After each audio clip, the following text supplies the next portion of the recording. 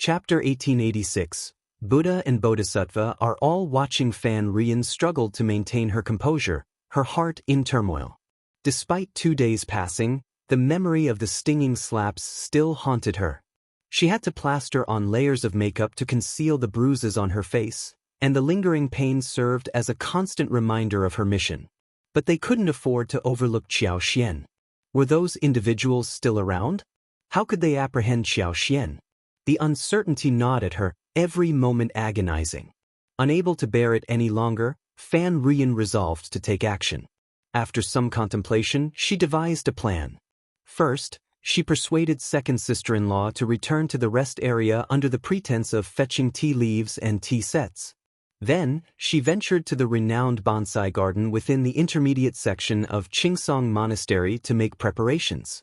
Subsequently, she invited Madame Xiao to join her in making tea.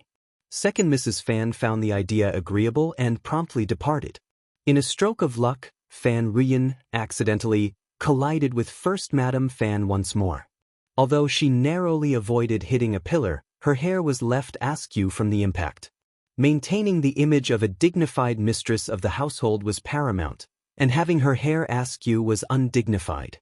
First Madame Fan felt a flush of embarrassment as she apologized to Xianxia and promptly excused herself to tidy her hair.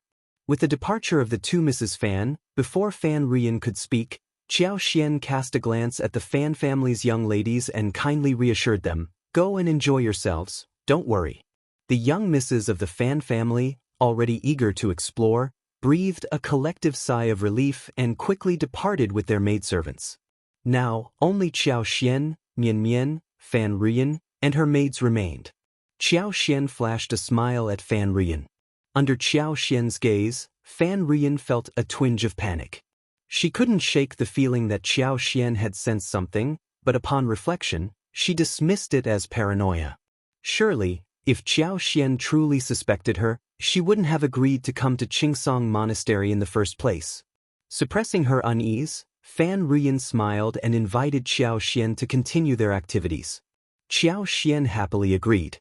Led by Fan Rian, Xianxia followed to a secluded spot. Fan Rian couldn't contain her excitement. She discreetly scanned the surroundings, wondering where the bandits might be lurking and when they would emerge to seize Xianxia. Lost in her thoughts, Fan Rian inadvertently stepped on the corner of her skirt, nearly tumbling. Fortunately, Pinglan reacted swiftly, rushing to her aid and preventing a fall. Fan Rian let out a startled cry, her complexion draining of color as she pressed a hand to her chest to steady her racing heart. Observing her distress, Xianxia offered a sympathetic gaze and inquired with genuine concern, "You seem preoccupied and uneasy ever since we arrived at Xianxia Monastery. Is something troubling you?" Fan Rian's heart, which had just begun to settle, leaped once more in terror. "Oh no. You must be mistaken, Euro. I'm glad to hear that," Xianxia replied with a warm smile. "Remember, this is a temple, and the Buddha and Bodhisattva are watching over us. If you encounter any difficulties, sincerely seek their guidance and assistance." Fan Rian's expression darkened further. "Ah, thank you for the reminder, Madame Xiaoyuro." Despite her tumultuous thoughts, Fan Rian understood her own intentions. She knew that the blessings of the Buddha and Bodhisattva were unlikely to be bestowed upon her endeavors. Chapter 1887. Teasing her, she couldn't even risk the Buddha and Bodhisattva discovering her intentions. Perhaps Madame Xiao was deliberately taunting her. Fortunately, Xianxia shifted the conversation with a smile, steering away from the topic. Instead, she turned to Fan Rian with genuine interest. "Is there a spot within 500 meters of Xianxia Monastery that's serene, captivating, and offers splendid scenery?" Mian, privy to certain details, couldn't help but glance at her wife, suppressing a smirk. Fan Rian felt a surge of frustration. She inwardly cursed the incompetence of the bandits. Despite leading them to such a secluded spot, why hadn't they acted yet? Nevertheless, she maintained a composed smile and replied, "For tranquility and picturesque views, nothing surpasses the back mountain. It boasts lush pines, verdant bamboos, cascading waterfalls, natural springs, mountain blooms, and peculiar rock formations. It's truly breathtaking." Since we're here, it's only fitting to explore the back mountain. Would you care to accompany me? Fan Rian's eyes gleamed with anticipation. Yes, they might be lying in wait at the back of the mountain. Considering the monastery's numerous visitors, the back mountain offered the most seclusion, making it an ideal location for capturing targets. Xiao smiled. Shall we venture alone? Shouldn't we wait for first Madame Fan and second Mrs. Fan? Fan Rian desperately wished for the bandits to seize Xiao soon, so she saw no reason to wait.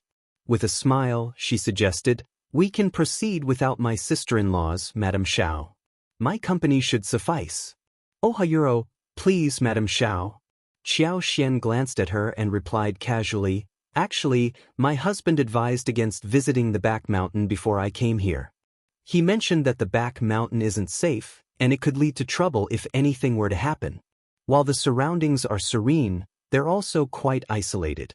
Fan Rian felt a pang of frustration. What kind of words were those?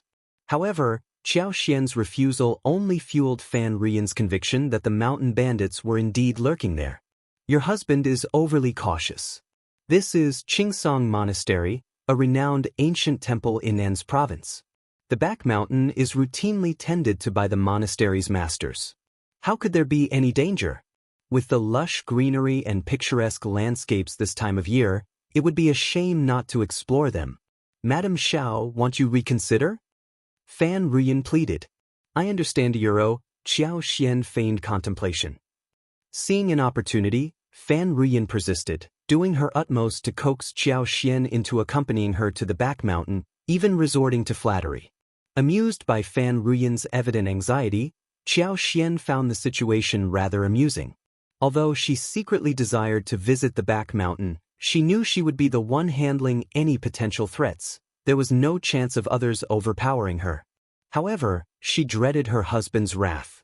She couldn't afford to provoke him when he was in a fiery mood. Regrettably, she had no choice but to relent. "Well, let's forget it." Xiao sighed with disappointment, offering a wry smile to Fan Rian. "My husband is quite temperamental, and he doesn't heed my advice. He'll be furious, and he'll have to face his retribution later. I dare not risk it. After all, in marriage, we should defer to our husband's wishes, shouldn't we? Since my husband has forbidden it, we must abide by his decision." Fan Rian, Suddenly, Xiao flashed a smile. "But Mrs. Bai, you're so considerate. I feel embarrassed to decline your invitation." Chapter 1888. Fan Rian almost couldn't help it. Fan Rian's eyes sparkled with renewed hope. "Lord Xiao won't have to know if we simply take a leisurely stroll and admire the scenery. You won't regret it." "Absolutely," Xiao replied with a slight smile. "My husband is quite stringent, and I can't keep anything from him. But next time, I'll seek his permission beforehand so that I can join you for incense offerings, Mrs. Bai. Please remember to extend the invitation when you return." Fan Rian struggled to contain her frustration. She almost believed Xiao was mocking her. "Very well, I'll be sure to invite you next time." Fan Rian forced out through clenched teeth. "Wonderful." Xiao beamed. "I didn't expect you to be so hospitable. I must have misjudged you, Mrs. Bai." Fan Rian's smile tightened further. She had a sinking feeling that Xiao was deliberately taunting her. Shortly after, First Madame Fan returned with her hair neatly arranged. With no opportunity to object, Fan Rian remained silent. Xiao and First Madame Fan chatted amiably as they proceeded to the bonsai garden for tea and exploration. Later, they enjoyed a vegetarian lunch together. The vegetarian dishes at Qingsong Monastery were indeed exquisite.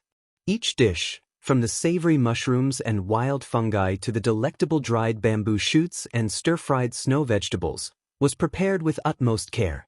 The monks, eager to impress the prefect's wife, showcased their culinary expertise by meticulously crafting each dish with fresh, high-quality ingredients sourced from the nearby mountain. Xiao couldn't help but commend the chefs for their remarkable skills and the exceptional freshness of the ingredients. After the satisfying vegetarian feast, the group made their way back to their residence. Throughout the journey back to the city, Fan Rian found herself consumed by despair.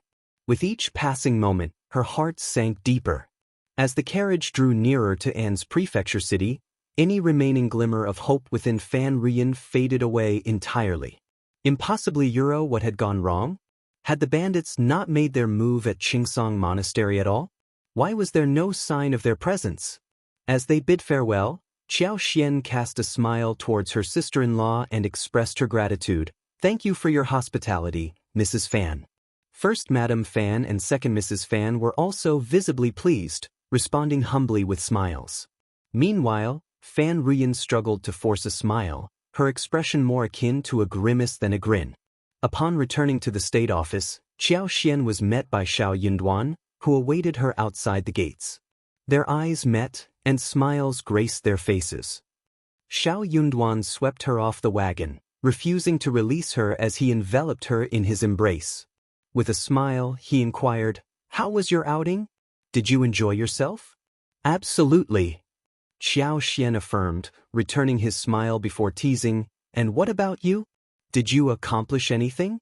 Xiao Yunduan chuckled. "Certainly. Indeed, he had accomplished quite a bit. Sun Bai and Sun Qian had personally led a team to conduct a thorough search, while Zheng Sang had positioned his men to keep a watchful eye on the periphery, ensuring no one slipped through the cracks. As a result, they had apprehended 13 individuals. Interestingly, upon questioning, it was discovered that there were precisely 13 individuals who had ventured to Qingsong Monastery. All 13 were now securely held in custody. For now, Xiao Yunduan's focus remained on his wife. With her safe return, his worries dissipated entirely. Chapter 1889. First-class reward. They continued their conversation as they entered the room, and Xiao Xian's spirits were lifted by the news. With a smile, she remarked, "Excellent. We can apprehend as many of those troublemakers as we please, and they're likely to be quite significant individuals." Returning her smile, Xiao Yunduan expressed his gratitude, saying, "Thank you for your assistance today, my dear wife." Xiao Xian playfully quipped, "Will there be a grand reward for the best assistant?" "Indeed, a first-class reward," Xiao Yunduan affirmed with a grin. Intrigued, Xiao Xian's eyes sparkled with curiosity as she asked, "Really? What might that be?" Xiao Yunduan's smile deepened as he pulled her close, whispering into her ear, "Isn't the greatest reward to offer you the title of Lady of the Prefecture?" "Uro." Xiao Xian burst into laughter, giving him a playful pinch. "Can I eat or sell this Lord of the Prefecture? What value does it hold?" Xiao Yunduan chuckled, replying, "It's for consumption, not trade." Xiao Xian's excitement grew. "Uro, I refuse to converse with you further." Playfully pushing him away, she declared, "I'm off to see Anan."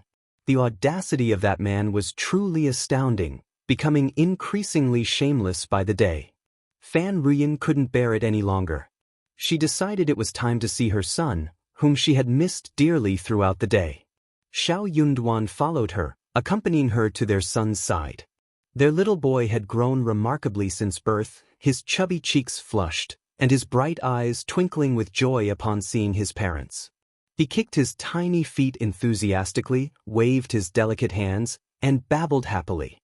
His innocence and charm were utterly irresistible. In comparison to dealing with a certain man, her son was undoubtedly a much more delightful companion. As Xiao Xian and Xiao Yunduan enjoyed their time together, Fan Rian's anxiety only grew, her thoughts consumed by the situation at the Fan family. Feeling a sense of unease creeping over her, she glanced up to see the sky darkening. Her expression shifted, and she abruptly rose from her seat, intending to visit Old Lady Fan's courtyard. That night, she couldn't bear the thought of sleeping alone. She yearned for the company of her mother and decided to seek solace in her presence. However, after taking only a few steps, she halted abruptly. Fan Rian realized that seeking refuge with her mother was merely a temporary solution, not a permanent one. Even if she managed to escape for one night, it wouldn't solve the underlying problem. It was impractical to rely on her mother's company every single night. Moreover, aggravating the situation further would only lead to more harm than good. Her frustration boiled over, and she slammed her palm down on the table in frustration. Anger and resentment surged within her, fueled by a sense of helplessness. Madame Xiao's refusal to venture to the back of the mountain only intensified Fan Rian's feelings of injustice. If only she had insisted on bringing her there, perhaps the outcome would have been different. However, dwelling on what could have been was futile now. Throughout the night, Fan Rian was plagued by anxiety. She couldn't bring herself to close her eyes, fearing any sign of movement outside might signal danger. Every rustle made her heart race with apprehension, only to find it was a false alarm. Eventually, exhaustion overcame her, and she drifted into a fitful sleep, her troubled mind finally finding some respite. Fan Rian's night was plagued by restlessness. Every little noise made her alert, preventing her from getting any decent sleep. Just as she felt herself drifting off, she would jolt awake, her senses on high alert. Upon waking up, she felt a surge of nervousness, expecting something to have happened during the night. Yet, to her surprise, everything seemed normal. As the dawn broke, Fan Rian couldn't help but feel incredulous. Had the night truly passed without incident? It felt surreal, like a dream. However, amidst her relief, a deeper sense of anxiety gnawed at her. She couldn't shake the feeling that the mountain bandits wouldn't simply let her off the hook. Just because nothing happened last night didn't mean she was in the clear. The looming threat remained, tormenting her with the knowledge that as long as she refused to comply, the danger would persist. Chapter 1890. The soft pick in the state office. Xiao Yunduan and Sun Bai had conducted separate interrogations the previous night, ensuring that everyone's identities were clarified. Their efforts yielded significant results. They had captured another leader, along with 10 other brave and skilled individuals. The apprehension of such key figures would undoubtedly weaken the enemy's strength, alleviating pressure during future confrontations. Excitement and jubilation filled the air as the team praised Xiao Xian's seemingly fortuitous influence. Comments like, "Madam is truly a lucky charm," and "her blessing is undeniable," coupled with Lord's favor, echoed throughout the room. Xiao Yunduan, however, tempered the mood with a reminder of the risks involved. He cautioned against inflating Xiao Xian's ego, emphasizing the need for caution in future endeavors. Acknowledging the persistent provocations from the bandits, Xiao Yunduan declared it was time for a proactive response. Addressing Constable Zheng and Constable Hang, he instructed them to prepare for an assault on Tiger Head Tribe. Their strategy was clear: systematically eliminate weaker targets and gradually tighten the noose around the enemy, ensuring their eventual defeat. Among the 3 strongholds, Tiger Head Tribe had suffered the greatest losses. With one of their leaders deceased and another captured and imprisoned, they stood as prime targets for further capture. Acknowledging the gravity of the situation, everyone present responded with solemn nods and gestures of agreement. Zheng Sang and Hang Xingshan swiftly descended to strategize, while the rest of the team assumed their designated roles and made necessary preparations. Hang Xingshan, a seasoned constable with 6 years of service in the An's province government office, harbored a deep-seated disdain for the mountain bandits, much like his colleague Jia Heming. However, unlike Jia Heming's more passive outlook, Hang Xingshan remained steadfast in his belief that the imperial court would inevitably intervene in An's province affairs. He had spent years covertly gathering intelligence on the 3 strongholds, anticipating a day like this. And now, with Lord Xiao's leadership, his long-awaited opportunity had finally arrived. Though it deviated from his initial hope for direct imperial intervention, Hang Xingshan remained resolute in his commitment to eliminating the bandits, regardless of the means. Hang Xingshan felt a surge of gratitude towards Lord Xiao for recognizing his efforts and promoting him. He pledged to remain loyal and dedicated, willing to sacrifice everything for someone who had acknowledged his contributions. Without Lord Xiao's support, Hang Xingshan believed he would have remained unnoticed among the ranks. He vowed to stand by Lord Xiao's side for the remainder of his days, faithfully following wherever he led. The swift action against the 3 villages was not solely driven by Xiao Yunduan's confidence in his abilities. Hang Xingshan's meticulous collection of valuable information played a crucial role in empowering Lord Xiao's decision-making. This fusion of trust and knowledge bolstered their resolve to confront the enemy head-on. In the middle of the night, Fan Rian finally heard the sound of boots landing. In a daze, she suddenly felt a little strange, as if someone was approaching. She opened her eyes and saw someone standing in front of her bed, staring at her coldly. She covered her mouth and almost fainted from fright.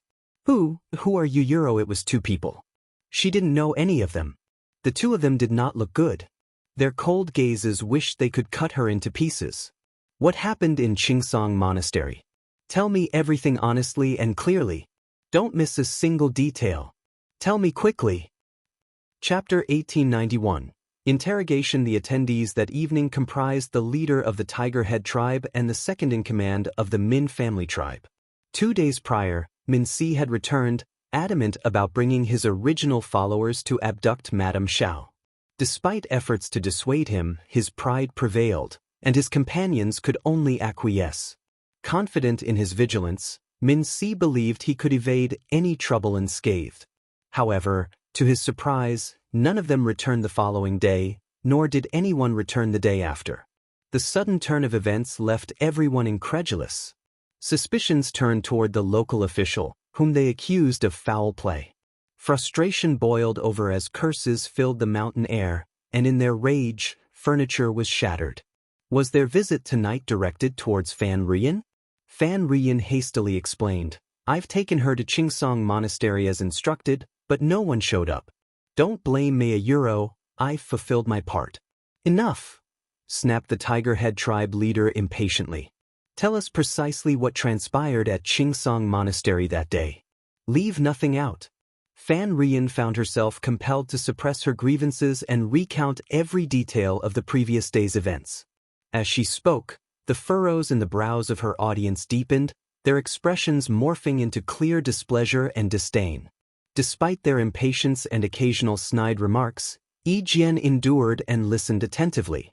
However, as Fan Rian persisted in her rambling narrative about the happenings at Qingsong Monastery, the leader of the Tiger Head tribe erupted, slamming his fist onto the table.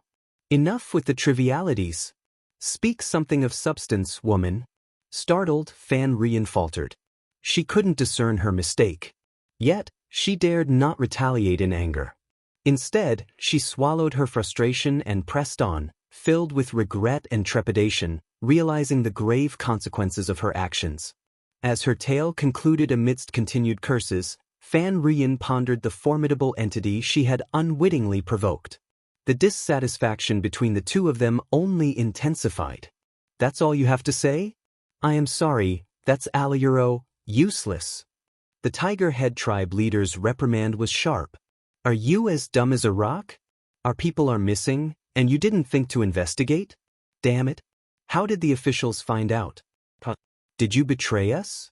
No, I swear I didn't. How could I even dare?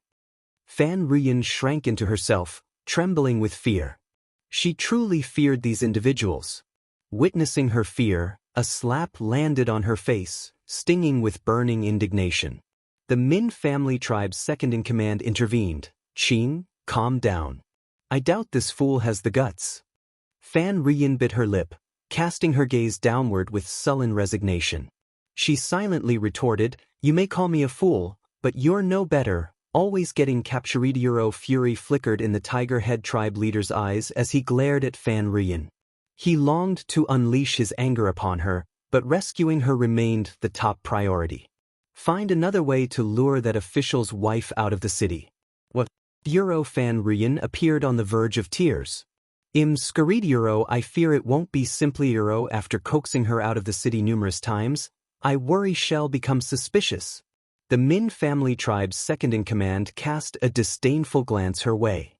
He privately acknowledged that this fool of a woman was displaying a moment of intelligence, but Qing remained puzzled by her apprehension.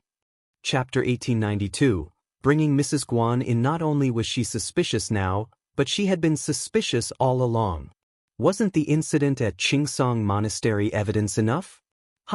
That wife of the dog official was certainly audacious. Despite knowing the risk, she dared to venture for the Euro. Perhaps her standing in the official's esteem wasn't as high as assumed. The second-in-command declared, Seek out Deputy Prefect Guan's wife and devise a plan to ensnare her alongside you. Fan Rian was caught off guard. With a sneer, the second-in-command taunted, Unwilling? If not, then swiftly concoct a scheme to lure the dog official's wife out of the city. I am willing, truly. Fan Rian desired to avoid further entanglement with Xiao Xian.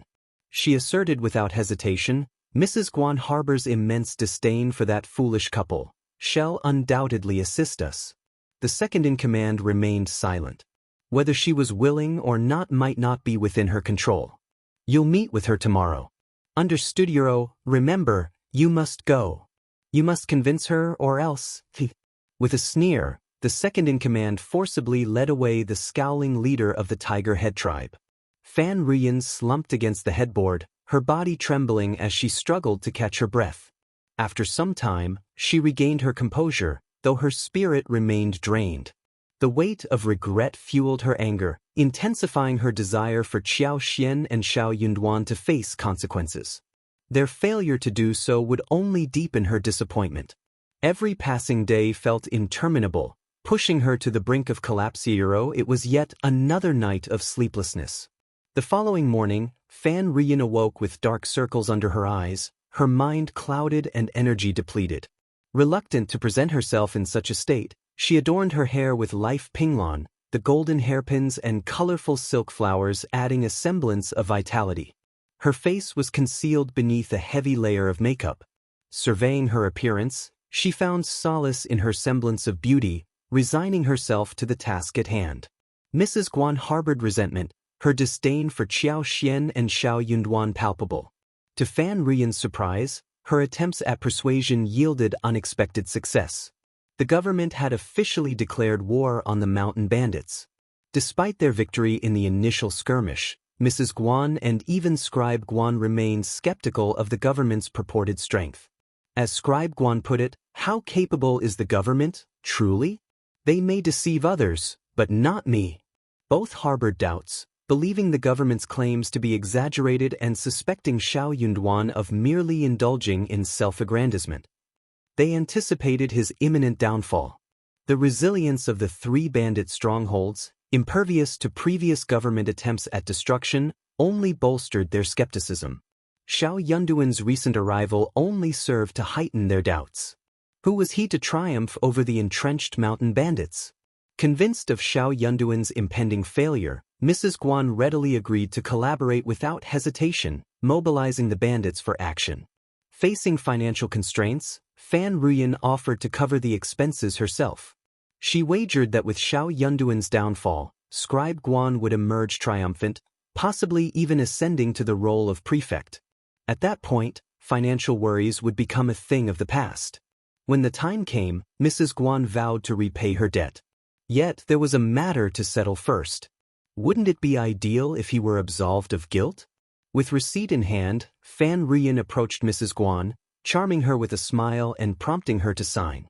Overwhelmed with delight, Mrs. Guan, unable to read and trusting in Fan Rian's integrity, pressed her thumbprint without hesitation.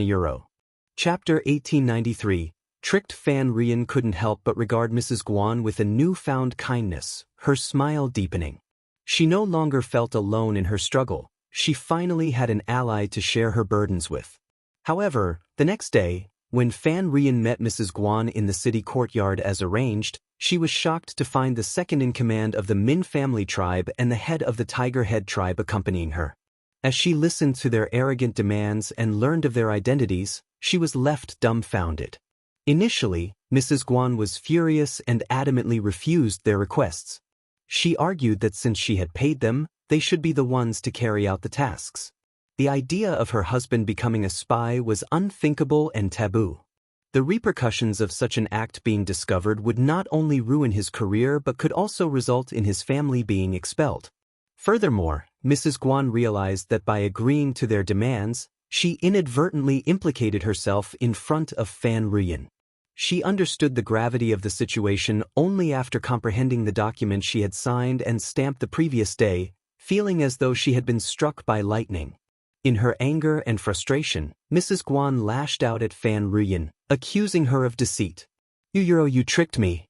Fan Rian's smile remained gentle as she spoke. "I'm not trying to deceive you, Mrs. Guan. I'm here to assist you. We share a common goal.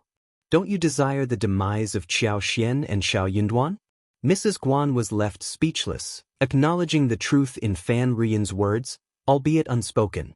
Before she could protest further, the leader of the Tiger Head tribe grew impatient, interrupting, "Enough with the chatter. Where are the written agreements? Do you think I'd hesitate to deliver them to the authorities now?" Mrs. Guan felt her head spinning. Returning home on unsteady legs, she recounted the encounter to Scribe Guan, who reacted with a mixture of shock and anger. After a moment of contemplation, he resigned himself to the situation, finding solace in the opportunity it presented. He chose to keep the matter to himself, realizing that it aligned with his own desires to collaborate with the mountain bandits. His wife's actions merely solidified his decision. That night, the first and second in command of the Tiger Head tribe stealthily entered Scribe Guan's house. Scribe Guan maintained his usual composure as he received them in his modest study. In the course of their conversation, both sides found themselves in a remarkably harmonious accord. It came as no surprise. During Scribe Guan's tenure as deputy prefect, he had engaged in dealings with the mountain, albeit indirectly. While he had never met their leader or engaged in direct contact, their paths had crossed in various ways. Given the circumstances that now compelled cooperation, it seemed only natural for all parties to come together. Despite the discomfort of being coerced, Scribe Guan rationalized that Xiao Yunduan's actions had provoked such measures from the mountain dwellers.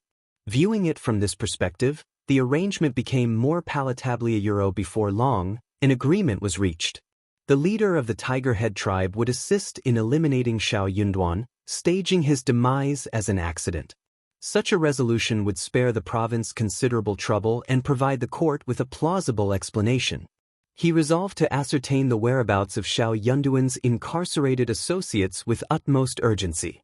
When the leader of the Tiger Head tribe dispatched individuals to liberate them from prison, he pledged his assistancia as for Xiaoxian, the prefect's wife. The Tiger Head tribe leader couldn't afford to prioritize her at present.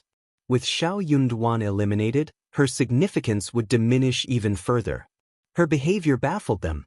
Despite multiple attempts to abduct her, each endeavor ended in unexpected circumstances. They were left somewhat unsettled and opted to refrain from further action against her for the time being. Moreover, there were suspicions that she might be under clandestine surveillance. Chapter 1894. Cooperation. They couldn't afford to waste any more time.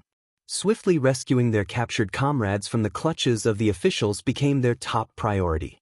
Failure to act promptly would only leave them in a perpetually disadvantaged position. Despite the perceptions of cruelty, inhumanity, shamelessness, and despicability from the outside world, their loyalty to one another and their shared experiences mattered most within their ranks.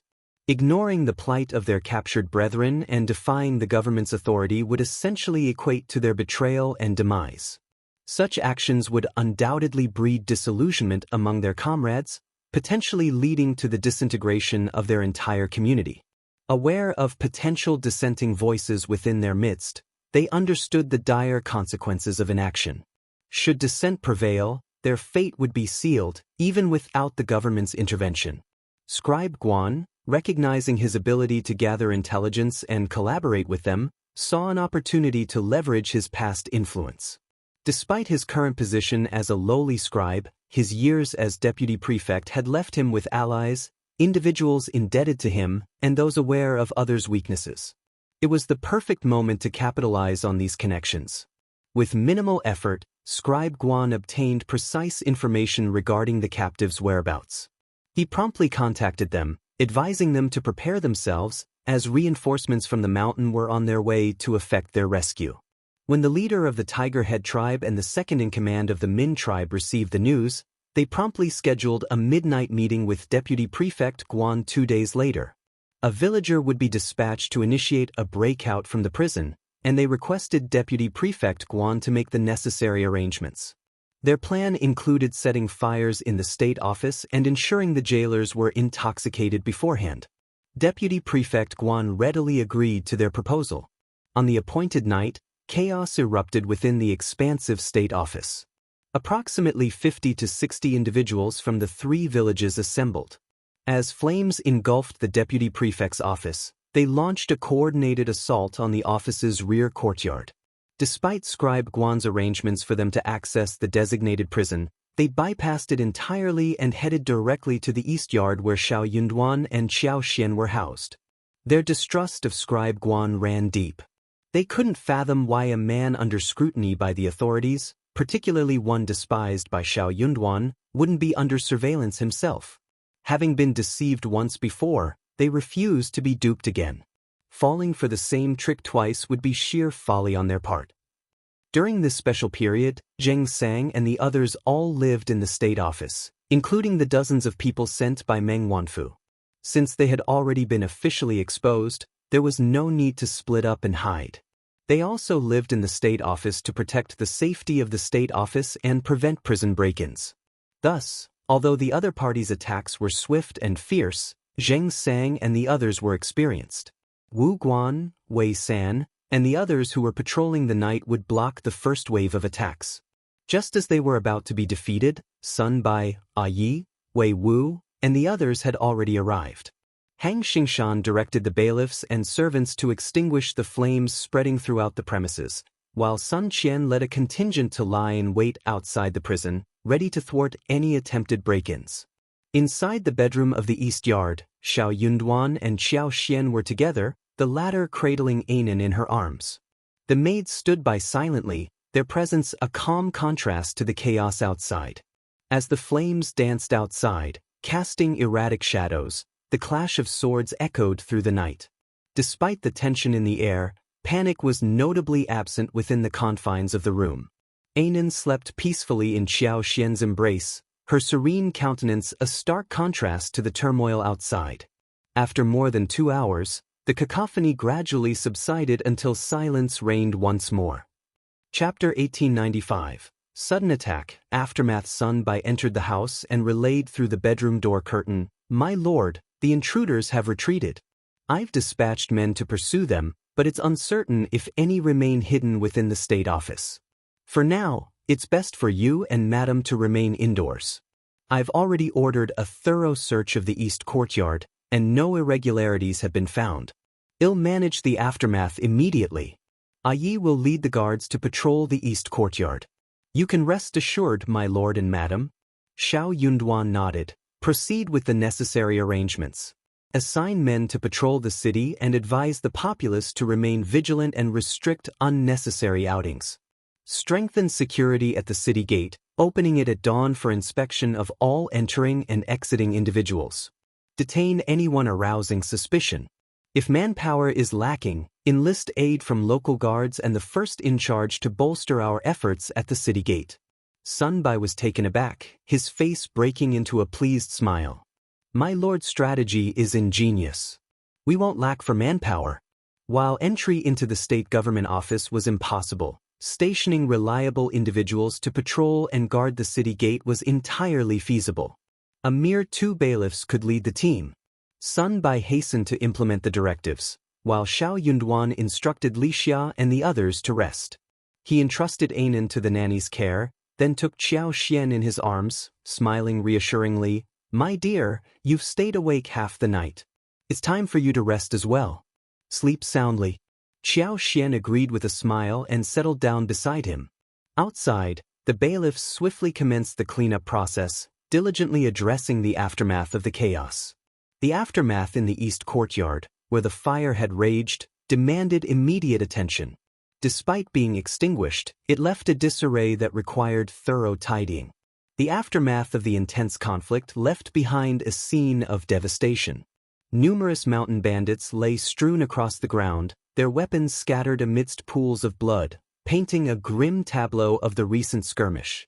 Among all areas within the state office, the east courtyard bore the brunt of the damage, though other areas also bore traces of the altercation, albeit to a lesser extent. Curiously, there was no activity observed at the prison. It remained undisturbed throughout the night, devoid of any visitors. A handful of mountain bandits managed to evade capture, their movements reported sporadically by those who returned. Some were apprehended, while others continued to elude capture, their whereabouts unknown. Sun Bai, meticulously orchestrating affairs, relayed updates and issued directives ceaselessly throughout the night, ensuring the state office remained vigilant and active.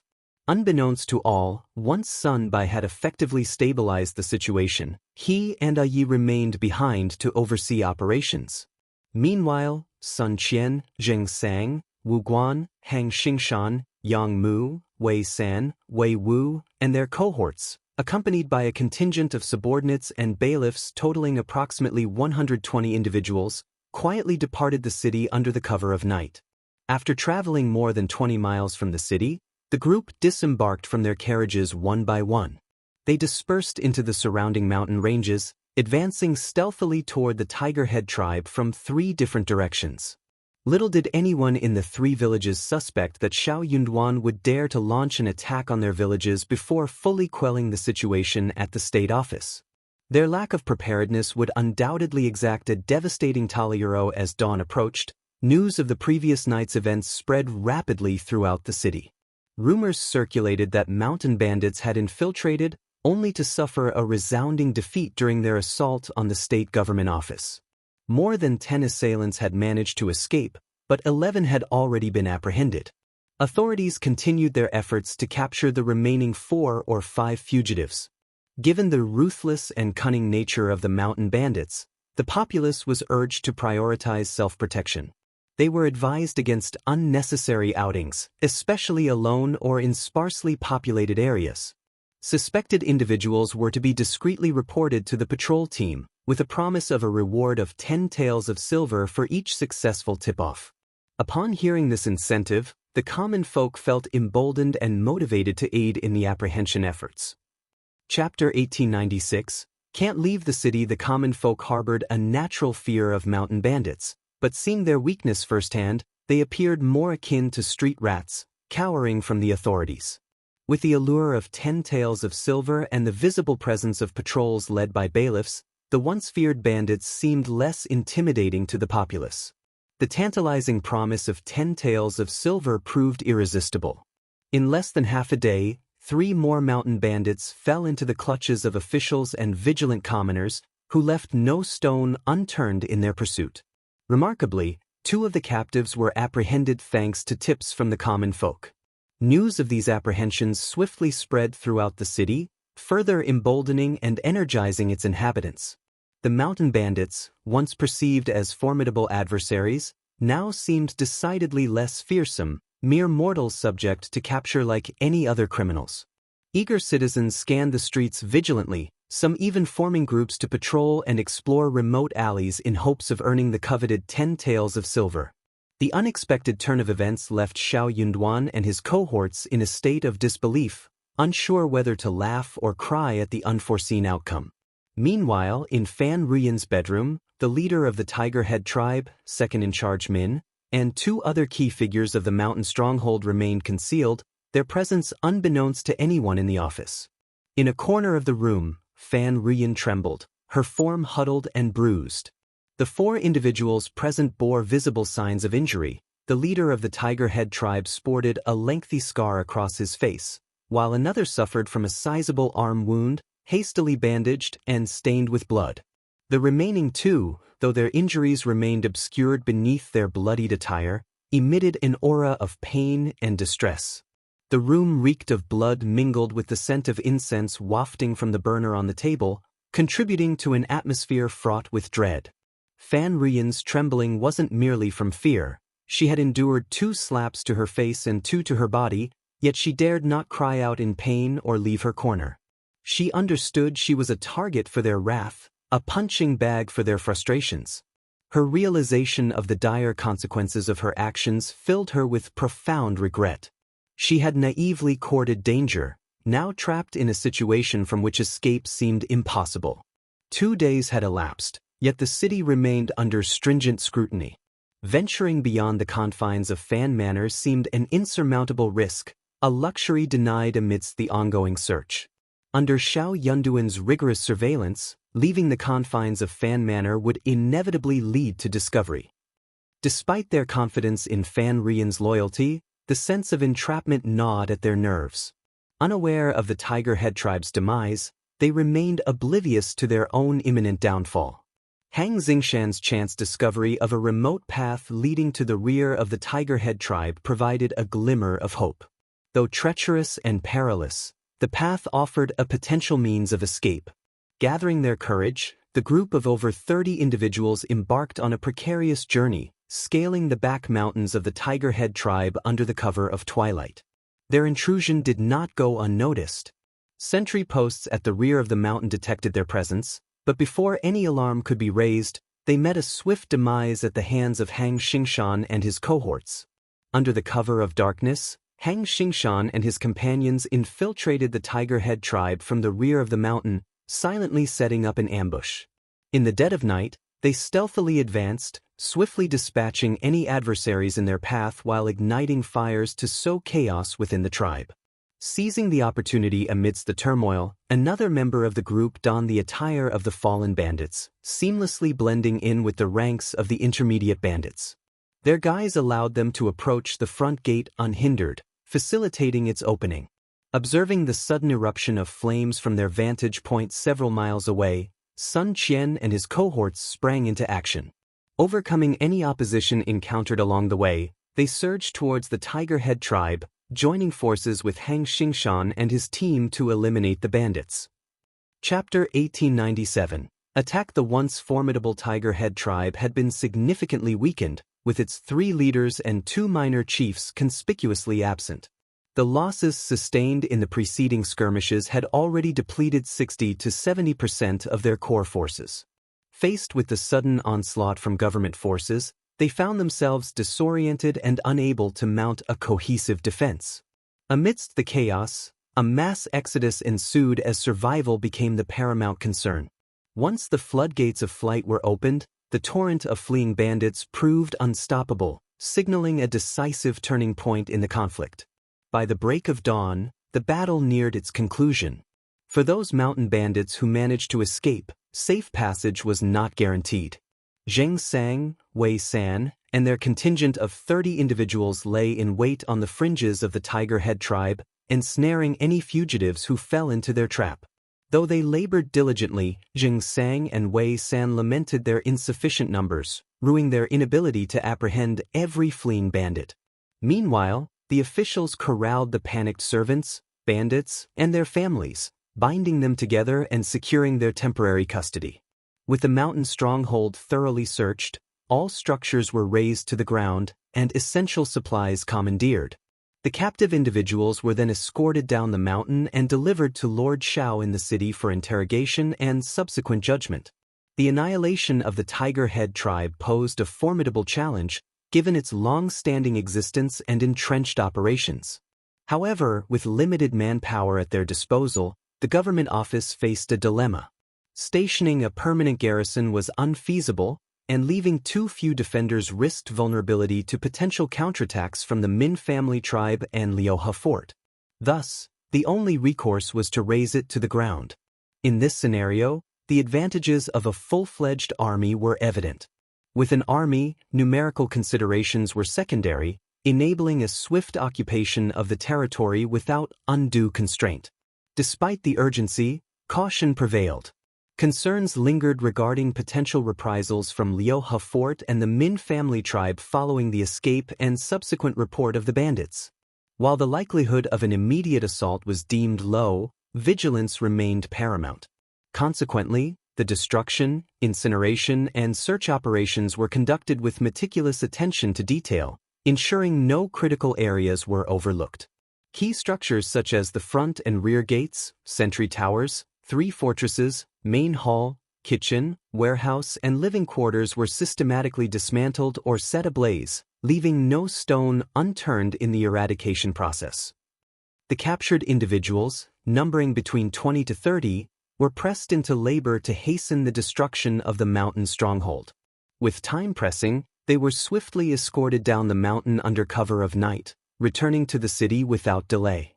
Meanwhile, Zheng Sang, Wei San, and their companions left no survivors among the escapees, viewing them as deserving of their fate for their years of tyranny and exploitation of the common folk. Operating discreetly from the shadows, they monitored the progress of Sun Qian and his escort team, maintaining a vigilant stance. As the group finally staggered into An's prefecture city at 4 o'clock in the morning, a sense of relief washed over them. The morning star hung low in the sky, casting a faint greenish-white hue over the eastern horizon. Remarkably, the journey transpired without incident. Escorting such a large number of captives back to the government office proved impractical. Consequently, they were divided into two groups, one comprising dozens of identified criminals escorted directly to the office, while the remainder were temporarily detained in the spacious courtyard occupied by Xianxia and his cohorts. Chapter 1898.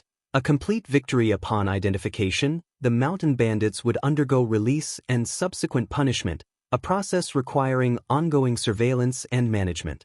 Despite the cover of darkness upon their arrival in the city, the sheer size of the captured bandit contingent could not escape notice, quickly spreading as gossip among the populace. By dawn, word had reached even the early opening vendors, causing a stir throughout the city. In response to the burgeoning rumors, Xiao Yunduan opted for transparency, swiftly issuing an official announcement to quell speculation. The public's reaction was one of jubilation and astonishment. The accomplishment of dismantling the notorious Tiger Head tribe, a feat previously beyond the grasp of the imperial forces, elicited praise and admiration for Lord Xiao. The abrupt vanquishing of one of the province's long-standing bandit strongholds left the major families awestruck, their sentiments complex and uncertain. Lord Xiao's astute handling of the situation garnered widespread acclaim, solidifying his reputation as a formidable and resourceful leader. The eradication of the Tiger Head tribe was a monumental achievement, acknowledged by even the most uninformed citizens. Its demise foreshadowed the potential collapse of the remaining mountain strongholds, affirming the significance of the battle at Giant Rock Gorge.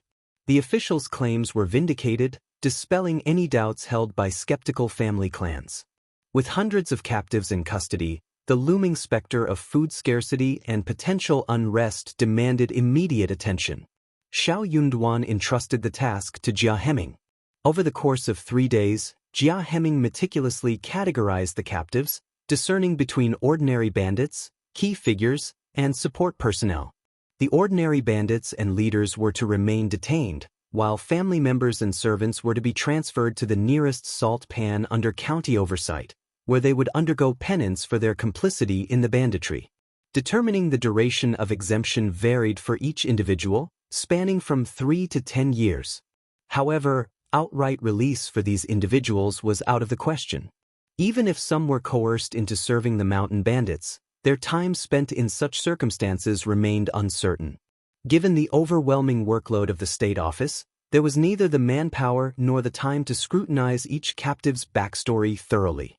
Sending them all to the salt pan for hard labor was a justifiable course of action, with the possibility of eventual release for those deserving of leniency. As for the backbone of the mountain bandits, who had committed numerous atrocities, they faced a different fate. Subjected to interrogation and legal proceedings, they would be duly punished according to the law, either through imprisonment or exile. With the pressing matter of the remaining strongholds demanding attention, Xiao Yunduan found himself unable to allocate resources for individual interrogations.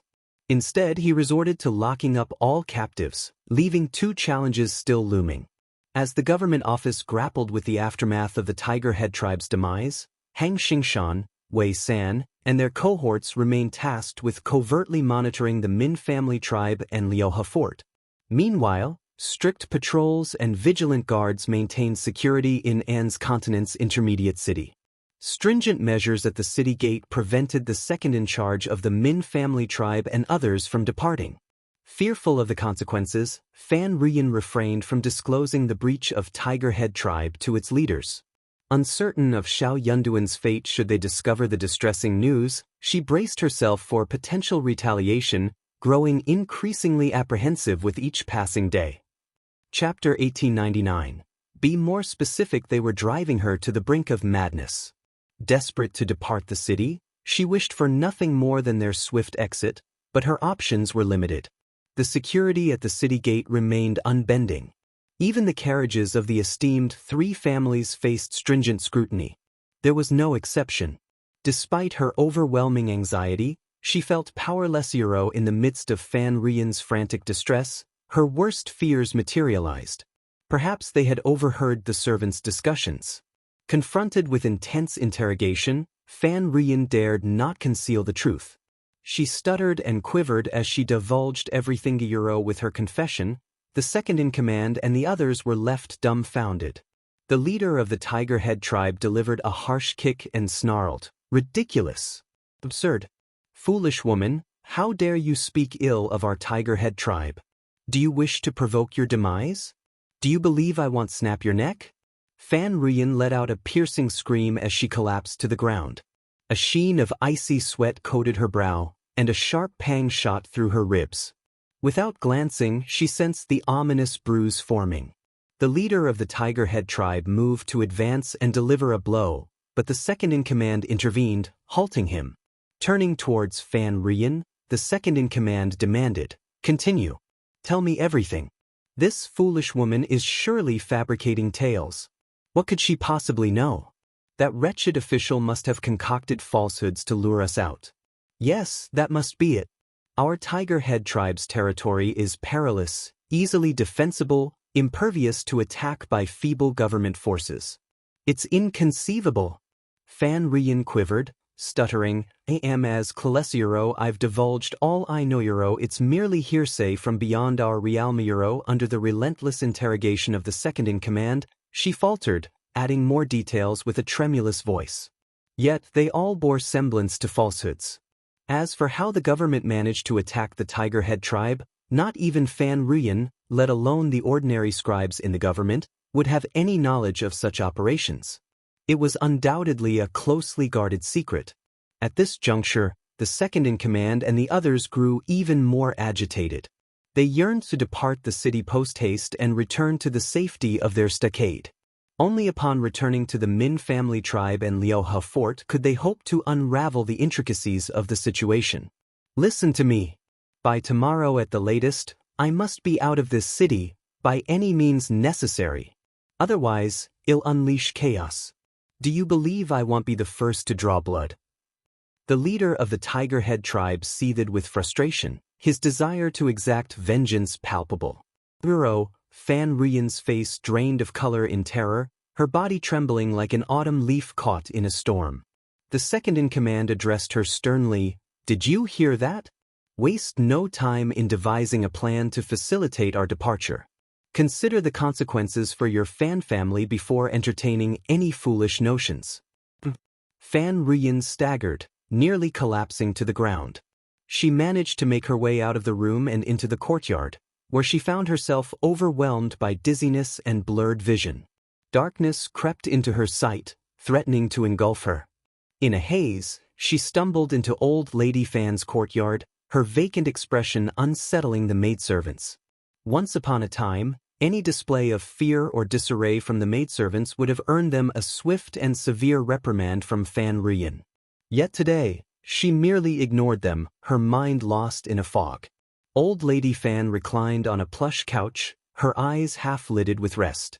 She beckoned a servant girl to kneel before her, gently massaging her tired legs.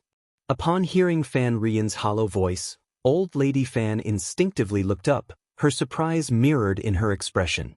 Hastily, she dismissed the girl and sat up straight. "What's the matter? Why do you appear so distressed?" Chapter 1900. Caught in hobble, Old Lady Fan's eyebrows shot up, a wave of anger rippling across her features. "Did your brother and sister-in-law do something?" she demanded. No. Fan Rian shook her head, gesturing for the maids to leave. She then threw herself into her mother's arms, tears streaming down her face. "Mother, please save me, please." Old Lady Fan was taken aback by her daughter's distress. "How could you be so careless? Leaving evidence behind so easily. This won't end well, not at all." She harbored no qualms about Fan Rian's attempt to eliminate Xiao Yunduan and Xiaoxian. They had crossed a line and deserved their fate. But Fan Rian's lack of caution had put them all in jeopardy. At her mother's reprimand, Fan Rian felt a measure of relief, though her guilt lingered. "But mother, what do we do now? Those 4 people are still in our house." Old Lady Fan's gaze bore into her. What to do now? It was a dilemma indeed. With the city under martial law, extracting them wouldn't be simple. It might be feasible for one person, but with 4 involved, it posed a significant challenge. That won't do at all. It was simply impossible to keep this matter hidden from everyone. At the very least, they would need assistance from the Guan family, their trusted maidservants, and other servants. But with their involvement, the secret could easily slip out, spelling disaster for the Fan family. Yet, they couldn't abandon Themyuro as old Lady Fan pondered. Frustration bubbled within her, leading to another scolding directed at Fan Ruyan. Tears welled up in Fan Ruyan's eyes. Seeing her daughter, once vibrant and full of life, now reduced to trembling fear, old Lady Fan's heart softened. She couldn't bear to continue scolding her. It was Qiao Xian and Xiao Yunduan who deserved the scolding. If they hadn't interfered, none of this would have happened. Hadn't En's prefecture city been peaceful all these years? Why did they have to meddle? Euro summoning her 2 sons, old Lady Fan grilled them for answers. Had the government truly obliterated the Tiger Head tribe, or was it exaggerated? What was the current status of the tribe? Had the stronghold truly fallen? And what about the bandits? Had most fled to the Min family tribe in Liuhe Fort? And so it continued. Second Old Master Fan seemed unusually knowledgeable. Old Lady Fan pressed for answers, growing impatient with his evasiveness. I'm neither a mountain bandit from Tiger Head tribe nor a constable from the government. How would I know? Angrily, Old Lady Fan retorted, if you know nothing, then what good are you? If you're so useless, why bother being here? Second Old Master Fan snapped back, frustration evident. If you're so bored, why not hire storytellers? Why bother with this? It's unrelated to us. Why would I bother knowing? It's nothing but bad luck. What nonsense. Keep quiet. The exchange escalated into a heated argument between mother and son. Fan Ruyan, burdened with guilt, found her brother's words grating and joined in, further infuriating Second Old Master Fan. First Old Master Fan, silent until now, felt an odd sensation creeping over him. Suddenly he interjected, Mother, are we somehow connected to Tiger Head tribe? Chapter 1901. Reporting to the official Old Lady Fan was taken aback, her response sharp. What nonsense are you spouting? Though her reaction was swift, First Old Master Fan had already grasped the truth. A chill settled over his heart. Under his stern interrogation, Fan Ruyan reluctantly admitted her mistake. With Old Lady Fan unwilling to intervene, she found herself caught in a vicious cycle. Since you've asked, we're family after all. I might as well tell you. We need to find a solution to this. We're in this together, for better or worse. Old Lady Fan remained silent, leaving Fan Ruyan to explain. Initially hesitant, Fan Ruyan stumbled over her words as she tried to deflect. Facing First Old Master Fan's relentless questioning, she had no choice but to come clean. Second Old Master Fan was aghast, his emotions a mix of shock, anger, and fear. Pointing an accusing finger at Fan Ruyan, he exclaimed, You dare to court disaster. Those bandits are ruthless. Even we steer clear of them. But you willingly walked into their den like a lamb to the slaughter. If they spare you, who else would they spare? And yet you have the nerve to shed tears? It seems you're aiming to bring ruin upon us all. Fan Ruyan was overwhelmed with a mix of aggrievement, embarrassment, fear, and terror. Her brother's coldness pierced her heart, filling it with a chilling despair. Tears streamed down her face as she cried out, How is this my fault? I'm acting in the best interests of the Fan family, trying to alleviate our worries. That official won't spare us. Don't delude yourself. I'm just trying to take preemptive action. Don't be so full of yourself, Second Old Master Fan snapped, his anger flaring. You refuse to acknowledge your mistakes, yet somehow turn them into heroic deeds? It's absurd. And it's all because Mother indulges you. Old Lady Fan interjected sharply, Second son, have you lost your mind? Criticizing your own mother? I think Ener has a point. If you weren't so useless, why would you rely on her? That Xiao has been targeting our family. If we don't act, hell never let us be. How did you Euro? Enough, both of you. Why are you arguing at a time like this? First Old Master Fan's head throbbed with frustration. He admonished them sternly, "This is not the time for squabbling. We can't afford any more mistakes." "What are you suggesting?" Old Lady Fan and Fan Rian spoke simultaneously. First Old Master Fan glanced between his mother and sister before speaking with resolve. "We need to confess to the authorities. Second brother and I will personally apologize to Lord Xiao." "What? No, absolutely not. No, that's not an option. Let's split up. We need to do it now." First Old Master Fan's tone brooked no argument. "I won't accept anything in between. My wife and children will leave with me immediately." Old Lady Fan shook with fury. You unfilial child." First Old Master Fan remained composed. "Mother, you're leading the family to ruin. If I leave, at least there will still be descendants of the Fan family. What's wrong with that? You're old, and if you're sentenced, they'll likely be lenient. They'll be there to take care of you when that time comes." "Silence." Old Lady Fan was on the brink of losing her mind. She seized the teacup and struck her eldest son with it. "You traitor! How dare you! The Tiger Head tribe has been wiped out. The Min family tribe and Liu He fort won't fare any better. Lord Xiao means business. Do you truly believe he'll spare the Fan family once this comes to light? And who's to say the officials are telling the truth? It's possible the Tiger Head tribe still stands. Perhaps they've all sought refuge with the Min family tribe and Liu He fort?" Chapter 1902, Distributing Money to Eliminate Disasters. That Xiao may have caught the Tiger Head tribe off guard, but using the same tactic on the Min family tribe and Liu He fort? Highly improbable. What are the odds? And when he's gone, who will be privy to our family's deeds? Second Old Master Fan had a revelation. "I see now why you've been so curious about Themuro." First Old Master Fan shook his head with a bitter smile. Ever since Lord Xiao assumed office, his actions have been nothing short of decisive.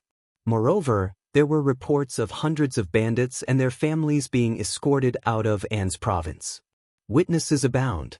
How could it be fabricated? I've also heard of officials lurking near the Min family tribe and Liu He fort.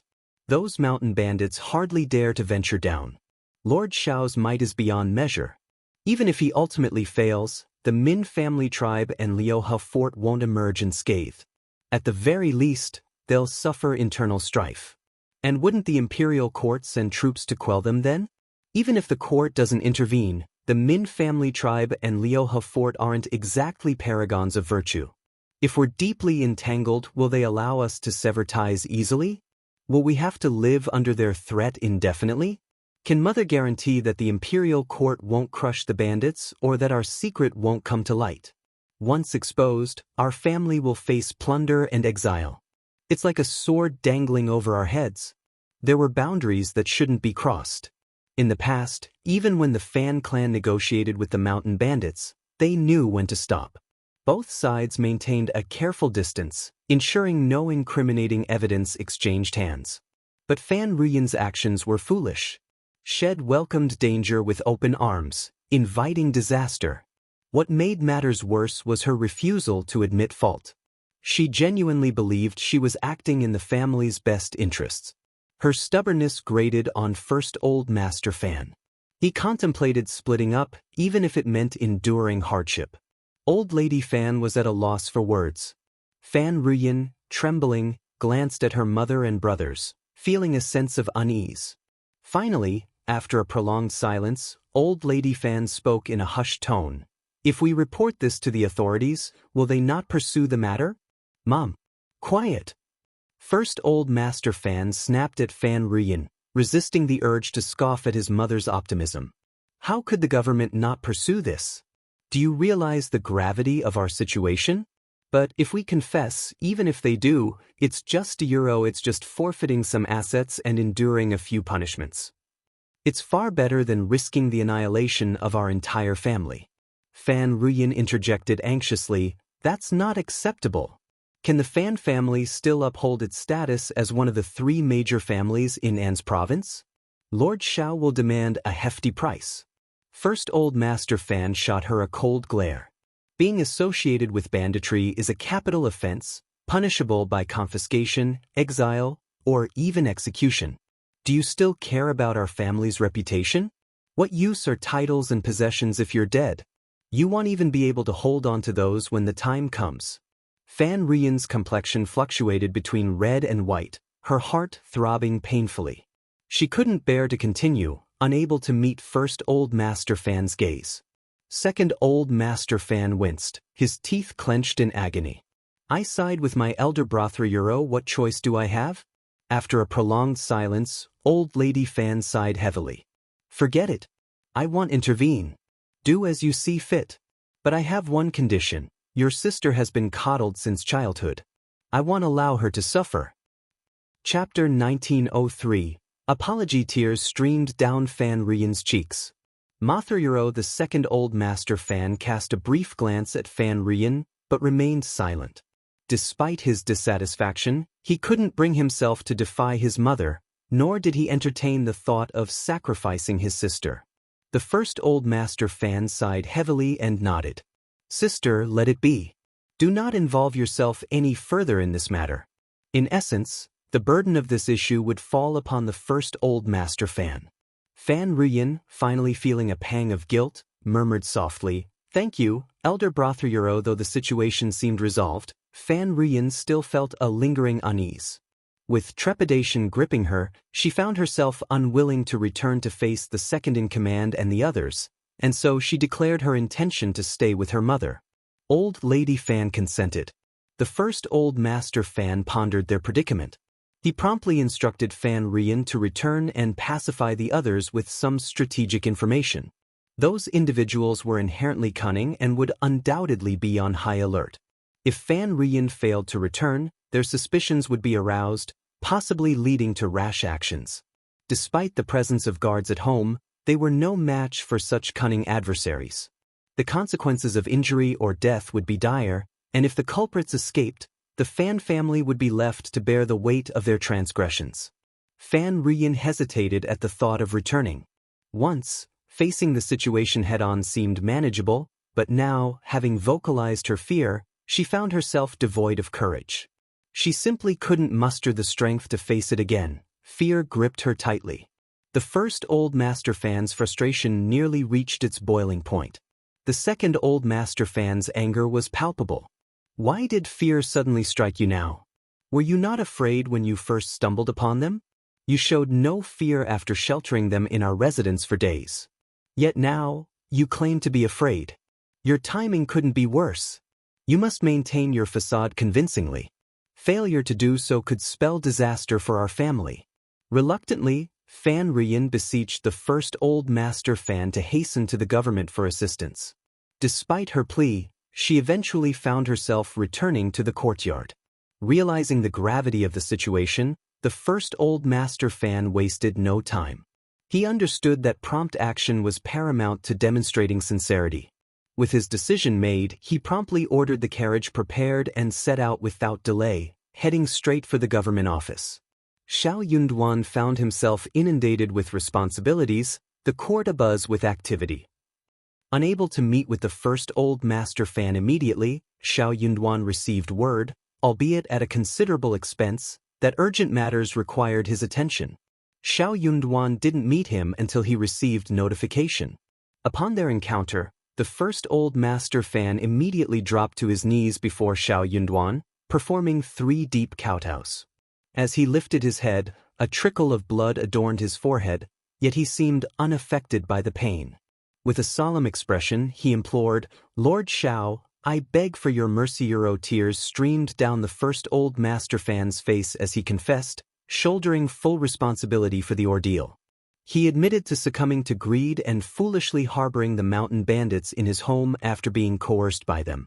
The weight of his actions grew heavier with each passing day, especially after the complete obliteration of the Tiger Head tribe, a testament to Lord Xiao's formidable power. It was then that he realized the magnitude of his error. In a bid to rectify his wrongdoing and prevent further harm, he mustered the courage to surrender himself. He pleaded earnestly for Lord Xiao's forgiveness, hoping for clemency for the Fan family. Xiao Yunduan had harbored suspicions regarding the Fan family, fueled by Qiao Xian's revelations. However, lacking concrete evidence, he couldn't justify ordering a search. Instead, they could only wait for the Fan family's exposure, anticipating the opportune moment to apprehend them. Unexpectedly, the first Old Master Fan had taken the initiative to confess. Despite this, Xiao Yunduan remained skeptical of the veracity of the first Old Master Fan's claims. Chapter 1904.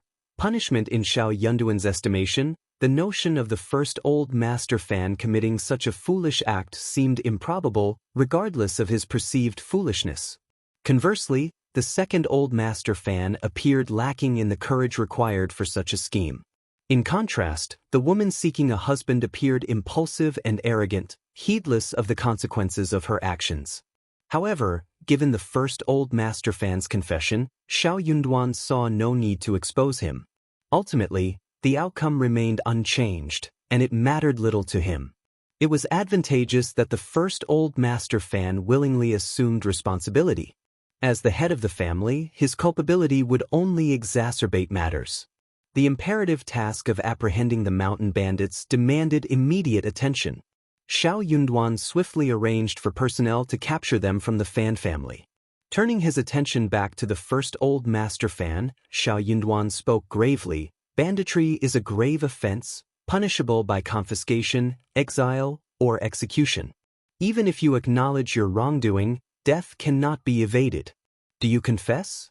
I confess. I plead guilty. I beseech your mercy, Lord. The first Old Master Fan's voice quivered as he bowed once more, demonstrating respect, genuine contrition, and unwavering cooperation. Xiao Yunduan exhaled deeply, relieved that the lives of the entire family were spared. All businesses registered under the Fan family name will be forfeited daily. Failure to forfeit 150,000 mu of fertile land will result in a fine of 300,000 taels of silver. The principal offender shall be imprisoned for 3 years. To avoid imprisonment, a sum of 50,000 taels of silver may be paid as penance. However, during this period, the principal offender is restricted to An's province and must conduct themselves impeccably. Any transgressions will be met with dual punishment. Xiao Yunduan's words struck the first Old Master Fan with a pang of anguish. The severity of the punishment weighed heavily on the Fan clan. Despite bracing himself for Xiao Yunduan's judgment, he hadn't anticipated such ruthlessness. Each decree felt like a deep wound. First Old Master Fan ventured cautiously, "Euro Lord, the Fan family will unquestionably heed your guidance from now on. Please have mercy. This punishment is truly euro. I cannot afford leniency in public. It would compromise my authority in the future. An's province operates under different circumstances. Even with the eradication of these bandits, lasting stability is uncertain. I consider my judgment to be lenient already." Cold sweat trickled down the first Old Master Fan's back. He dared not contest further. Hastily, he nodded in agreement. "Your wisdom is undeniable, Lord. My lapse in judgment euro. Given the gravity of the Fan family's transgressions, he had little ground to stand on, even with their assets on the line." Xiao Yunduan's expression twisted into a sneer. "As long as you understand." He cast another meaningful glance at the first Old Master Fan, adding pointedly, "Remember to maintain discipline within your family. Any further indiscretion will be met with impartial punishment." He wasn't oblivious to the likelihood that the first Old Master Fan might not be the primary culprit. However, he tacitly acknowledged this while ensuring the first Old Master Fan understood that he was aware of the situation. As expected, the first Old Master Fan visibly startled, his heart skipping a beat. He nodded fervently, unable to suppress the urge to wipe the cold sweat from his forehead. Xiao Yunduan summoned Jing Sang and instructed him to draft the case for the first Old Master Fan's signature. He then tasked him with leading a contingent of men to the Fan family's residence to announce the punishment and oversee the confiscation of assets.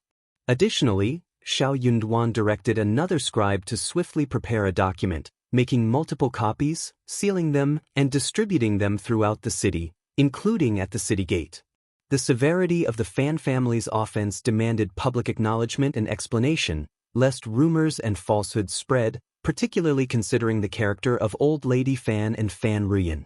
Xiao Yunduan understood the importance of clarity in such matters and resolved to draft another document to report the incident to the magistrate, ensuring transparency and accountability. Chapter 1905. Shaken the city. It was inconceivable for An's province to forego such a substantial windfall from the Fan family, despite the financial strain experienced by the provincial government. Upon receiving the confiscated funds and goods, meticulous counting was imperative, with a portion destined for remittance to the magistrate's office. The repercussions of this affair rippled through various Xianxia. The Fan family was plunged into despair. Old Lady Fan, upon learning of the severe punishment meted out to her family, succumbed to the shock, fainting on the spot. Panic once again gripped the Fan clan. In the midst of the chaos, Fan Ruyan's gaze bore into Jia Heming. Just as she prepared to speak out, her brother, the first Old Master Fan, who had been watching her intently, swiftly grasped her sleeve, his voice a low, urgent whisper. "What are you thinking? What do you intend to say? Consider who is truly responsible for all of this before you utter a word. Let me make it clear. Dealing with bandits warrants severe measures. The Fan family is compensating to quell the calamity. Cease this. Do not stir up further trouble. The Fan family cannot endure any more." Overwhelmed with shame, anger, and regret, Fan Ruyan covered her face, her words caught in her throat. With a choked sob, she turned on her heel and fled. Watching her retreat, the first Old Master Fan breathed a silent sigh of relief. Sealing the shops and acquiring land deeds were straightforward tasks. Yet, even for a wealthy household like the Fan family, producing 300,000 taels of silver at once proved daunting. They could only withdraw 100,000 taels from their public accounts. Any more would deplete their reserves entirely. Jia Heming proposed pawning antiques and jewelry as a means to alleviate the Fan family's financial woes. However, given the punitive nature of their situation, engaging in business transactions seemed impractical. With an abundance of antiques and treasures at their disposal, securing loans or extending credit through promissory notes appeared dubious. The first Old Master Fan found himself unable to negotiate and reluctantly acquiesced to Jia Heming's suggestion. Jia Heming dispatched a bailiff to the premier pawnshop in An's prefecture city, enlisting the aid of its proprietors to assess the valuables. Each item was meticulously catalogued, appraised, and packaged into boxes before being handed over to Xiao Yunduan. Meanwhile, the leader of the Tiger Head tribe, second-in-charge Min, and the two escaped mountain bandits found themselves incarcerated in the government prison. Despite initial resistance, the leader of the Tiger Head tribe's tirades were swiftly quelled with the insertion of a cloth gag. News of the Fan family's transgressions, their repentance, and subsequent punishment reverberated throughout the city, posted on every available surface. The revelation sent shockwaves through the populace, marking the most significant event of the year. The punishment meted out to the Fan family elicited both curses and applause from the common folk. Among the various family clans, it was widely understood that the power dynamics within An's prefecture city were poised for a significant shift. With the Fan family formally ousted from one of the esteemed triumvirates, speculation ran rampant about the fate of their extensive business holdings, likely to be auctioned off by the government. Everyone eyed each other warily, eager to stake their claim in the spoils. However, it was clear that the final say rested with Lord Xiao and Madame Xiao. Given their considerable wealth and penchant for acquiring land, particularly the dry land in the mountains, it was expected they would show interest in prime farmland and shops. Thus, the others could only bide their time, waiting for the couple to make their selections before seizing their opportunities. Many harbored feelings of despondency and remorse, lamenting their missed chances. With ample resources at their disposal, acquiring additional shops and fertile land could have propelled them to greater heights. Some even harbored aspirations of usurping the Fan family's former status within a few short years. A few astute individuals, unwilling to leave their fate to chance, resorted to lavish gifts and flattery, seeking favor with Qiao Xian, hoping to curry favor and secure their positions in the shifting landscape. Chapter 1906. Split together. Qiao Xian had always been averse to accepting benefits without reciprocation, and she saw no reason to make exceptions now, especially outside of the New Year season. Despite her warm reception of visitors, she made it clear that any gifts should be returned upon departure. Moreover, she subtly hinted that if anyone had concerns or needs, they should speak openly, as she was adept at finding solutions. In An's province, the enforcement of ancient laws was more flexible, often allowing transgressions to be absolved with monetary compensation. Given the complex circumstances, it was impractical to severely punish every family with ties to the mountain bandits, as it would only sow chaos. Though some visitors hesitated to believe Xiaoxian's implicit offer, they recognized her reputation for integrity and knew better than to attempt to sway her with bribes. Certain women perceived the prefect's wife as forthright and trustworthy, thus they confided in her about their desires. Their requests were modest. They simply sought priority access to the meat soup. Xiaoxian finally grasped the underlying motivation behind the visitor's enthusiasm, unsure whether to laugh or sigh. Despite the Fan family's forfeiture of their farms and properties, Xiaoxian had no intention of laying claim to them. How could she pass up such a lucrative opportunity to acquire them? However, she wasn't interested in obtaining them for free. Instead, she resolved to purchase them at fair market value, ensuring the government didn't incur any losses. While she could feasibly acquire all the assets and fields relinquished by the Fan family, indulging to such excess wasn't prudent. With inquiries pouring in, Xiaoxian explained her intentions without hesitation. It seemed prudent to clarify matters to dispel any misconceptions. With a smile, Xiaoxian elucidated her stance to the assembled crowd. She wasn't reserving the spoils solely for her benefit. Rather, she aimed to benefit An's province as a whole. Delighted, the attendees began to strategize, preparing to acquire the properties when the opportunity arose. Despite some lingering skepticism, Xiaoxian opted not to elaborate further, confident in her decision. Some individuals, perhaps overestimating their rapport with Xiaoxian, attempted to broach the subject of potential purchases, hoping to secure deals in advance. Xiaoxian remained unmoved by their overtures. She couldn't afford to make any promises, nor did she entertain the notion. It was clear to her that when the government organized the auction, she would rightfully have the first choice. While her husband had hinted at the legality of leveraging their position for personal gain, she intended to adhere strictly to market prices. Following her selection, other buyers would have their chance, unless they had struck clandestine deals with the government beforehand. Yet, Xiao Yunduan showed no inclination towards such arrangements. The Fan clan had paid dearly for their misdeeds.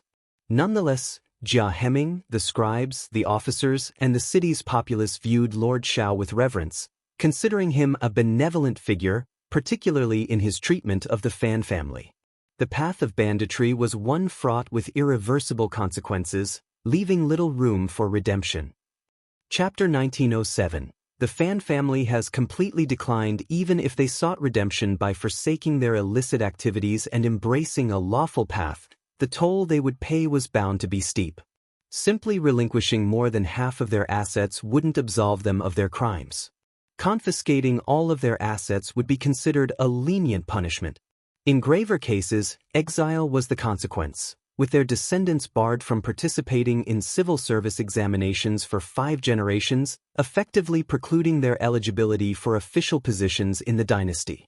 Given the unique circumstances of An's province, Xiao Yunduan was not inclined to show mercy. For the Fan family, this ordeal was nothing short of a complete defeat. Among the 22 confiscated shops were prime locations that generated substantial income for the clan annually. Their loss not only deprived the Fan clan of significant sustainable wealth but also necessitated the dismissal of shopkeepers and workers. Many of these employees had been painstakingly nurtured by the Fan family over the years. Dismissing them now would make it challenging for the Fan family to resume business operations in the future. Yet, retaining them would require a considerable financial commitment. However, few shopkeepers were willing to remain under such conditions. Staying idle would disconnect them from the industry, making it difficult to re-enter in the future. Unless the proprietor was willing to offer an irresistible sum, which the Fan clan obviously couldn't afford, the situation seemed untenable. Yet, the loss of the shops and the hefty sum of 300,000 taels of silver paled in comparison to the gravest loss: the forfeiture of 150,000 mu of prime farmland. This land was the bedrock of the Fan clan's prosperity, its very essence. With this significant loss, the Fan family ceased to be the formidable force it once was. The fertile land was highly coveted in An's province, but not everyone could afford it. The Fan clan's extensive holdings were now beyond their reach. The anguish was too much for old Lady Fan to bear, leading to her collapse. This land had been entrusted to her by her ancestors, only to slip through her fingers in the end.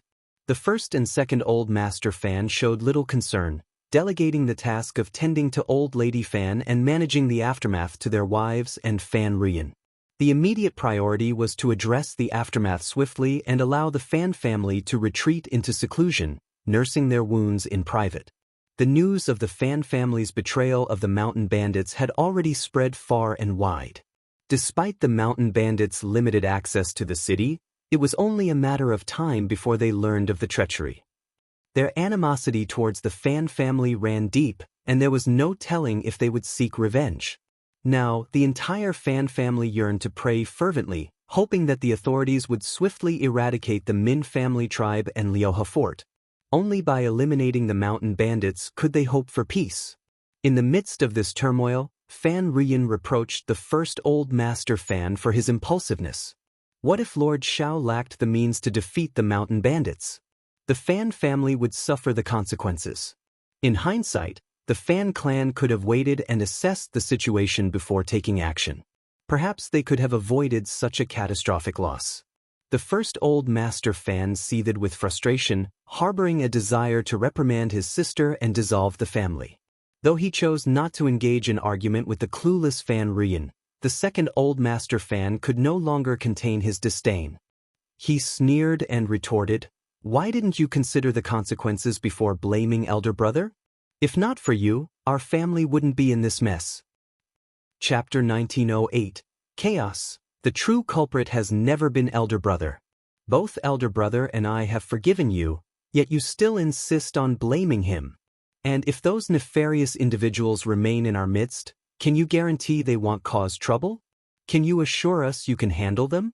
I fear you wouldn't even survive the current ordeal, let alone any future ones. Furthermore, if it weren't for the noble act of exposing our wrongdoing, our future would have been bleak indeed. We'd be doomed beyond redemption.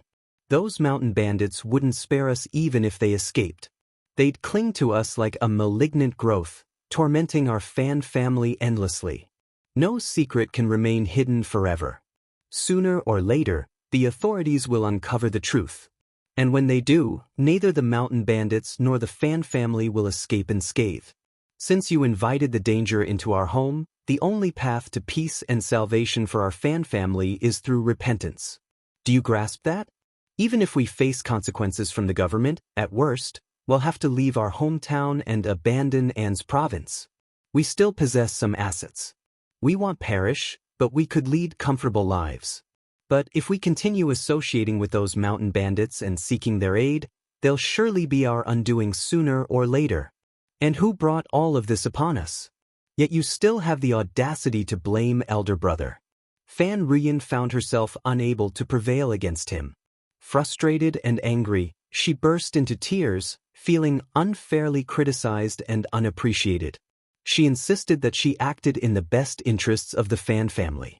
As her tears flowed, she recounted how she had been mistreated by her brothers when their mother was ill. Determined to confide in her mother, Fan Rian's resolve wavered momentarily. However, first Old Master Fan erupted in fury, warning her sternly, "Mother is already ill. If you have any conscience left, do not upset her further. If you dare to provoke her again, I will not spare you. You can try me." Fan Rian trembled with anger but ultimately relented under first Old Master Fan's stern gaze, refraining from any rash actions. The Fan family, like a timid and fearful chicken, withdrew into themselves, living in perpetual anxiety. Scribe Guan and Mrs. Guan also suffered, haunted by the fear of retaliation from the Min family tribe or Liuhe fort. While Xiao Yunduan was aware of their transgressions, he chose not to address them yet, biding his time. With the evidence he possessed, Xiao Yunduan could apprehend Scribe Guan at any moment. He had kept him under surveillance, waiting to see if any bandits would come looking for him, providing an opportunity to apprehend them as well. If Scribe Guan displayed the same decisiveness as first Old Master Fan and confessed to Xiao Yunduan, he might secure a chance to evade imprisonment. However, he would still face fines and be barred from serving as a scribe, but at least he wouldn't be incarcerated. Regrettably, Scribe Guan lacked such resolve. He clung to a glimmer of hope and instructed Mrs. Guan to frequent Xiao Xian's presence, hoping to glean information. If anyone approached the mountain, he could relay the news. However, Mrs. Guan found herself unable to maintain her air of superiority. She wished to forge a friendship with Xiao Xian, foreseeing potential benefits in times of trouble. Despite their well-laid plans, Xiao Xian was uncooperative. Mrs. Guan couldn't even gain access to the back office. Chapter 1909. Terror. Xiao Xian curtly informed Mrs. Guan that she was occupied and unavailable to receive her. Mrs. Guan, accustomed to using such excuses herself, found herself on the receiving end this time. The tables had turned, and it was now Xiao Xian's turn to dismiss her. Enraged by Xiao Xian's perceived arrogance, Mrs. Guan hurled insults, accusing her of haughtiness and aloofness. Despite her frustration, Mrs. Guan continued to feign hospitality towards her fellow disciples, maintaining a facade of amiability. However, despite multiple attempts, she was unable to gain entry. Xiao Xian had no intention of meeting her at present. She aimed to exacerbate the guilt of those with troubled consciences. Mrs. Guan grew increasingly apprehensive, fearing that Xiao Xian and Xiao Yunduan were privy to damning information, hence Xiao Xian's refusal to entertain her. The couple deliberated behind closed doors but failed to devise a solution. Although Scribe Guan continued to perform his duties as a scribe, he was barred from many areas and activities. Fearful of arousing suspicion, he refrained from making inquiries. Gritting his teeth, Scribe Guan realized that Lord Xiao harbored genuine suspicions against him. With no alternative, he resolved to take a gamble. That afternoon, Scribe Guan donned a disguise and slipped out of the city unnoticed. Just 2 days after the Fan family received their compensation, preparations were nearly complete. Xiao Yunduan instructed Jia Heming to seek reinforcements from General Huaishi. The swift eradication of the Tiger Head tribe had caught the bandits off guard, but now, with the Min family tribe and Liuhe fort likely joining forces, heightened vigilance was imperative. Even Hang Xingshan couldn't ascertain the adversary's true strength, having never had the opportunity to scout their stronghold. Uncertainty loomed over the presence of undisclosed trump cards. Xiao Yunduan couldn't afford to gamble. A miscalculation would lead not just to failure but to numerous casualties. Upon hearing Xiao Yunduan's plea, Jia Heming readily pledged his support. General Huaishi, commanding a force of 20,000 men responsible for Huaishi Prefecture's security, was duty-bound to combat banditry. Were it not for the formidable nature of the An's province bandits, he would have intervened earlier. There was no reason for General Huaishi to refuse Xiao Yunduan's offer. Even if it was solely for the sake of 100,000 taels of silver, he would undoubtedly accept the mission. The meager salary provided by the imperial court hardly covered expenses for equipping the army with necessary supplies, weapons, or additional horses. Year after year he submitted memorials, yet progress felt as sluggish as a clay ox trudging through the sea. With 100,000 taels of silver at his disposal, there would be no such worries. Jia Heming wasted no time in action. 300,000 taels of silver swiftly changed hands, with 1/3 dissipating before it could even warm up. Xiao Yunduan calculated that half of the remaining 200,000 taels would be allocated to the magistrate, leaving 100,000 taels in the court's coffers.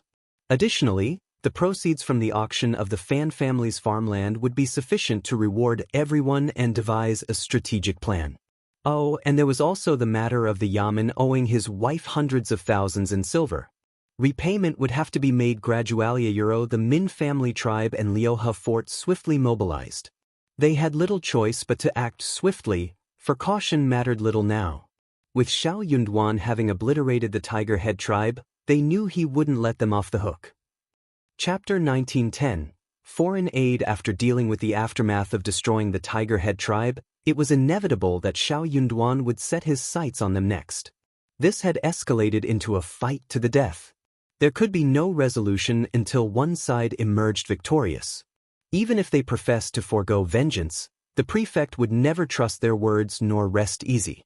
In that case, why grant the wretched official ample time to prepare?